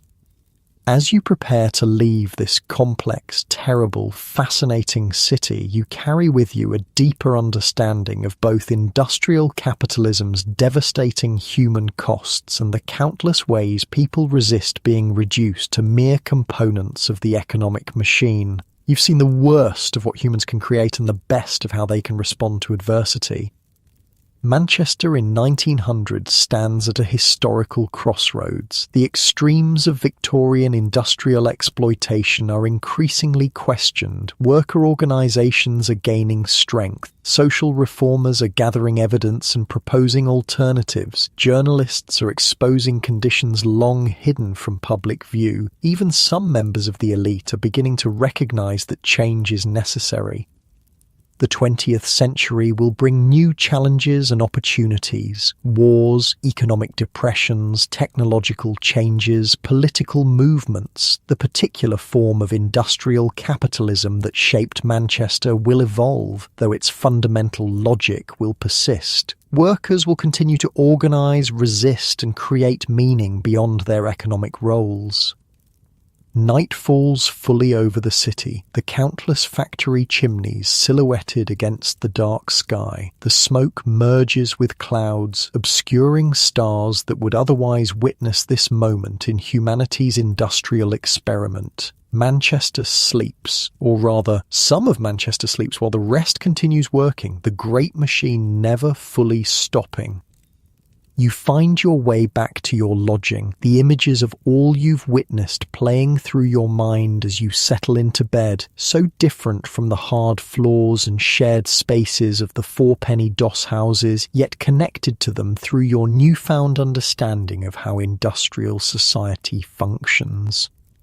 As you drift towards sleep, Martha's words return to you. Life goes on, doesn't it? Whatever they throw at us, that's our victory, just carrying on. The resilience she embodies, creating meaning, building community, finding joy amid hardship, offers a profound lesson that transcends her specific historical moment.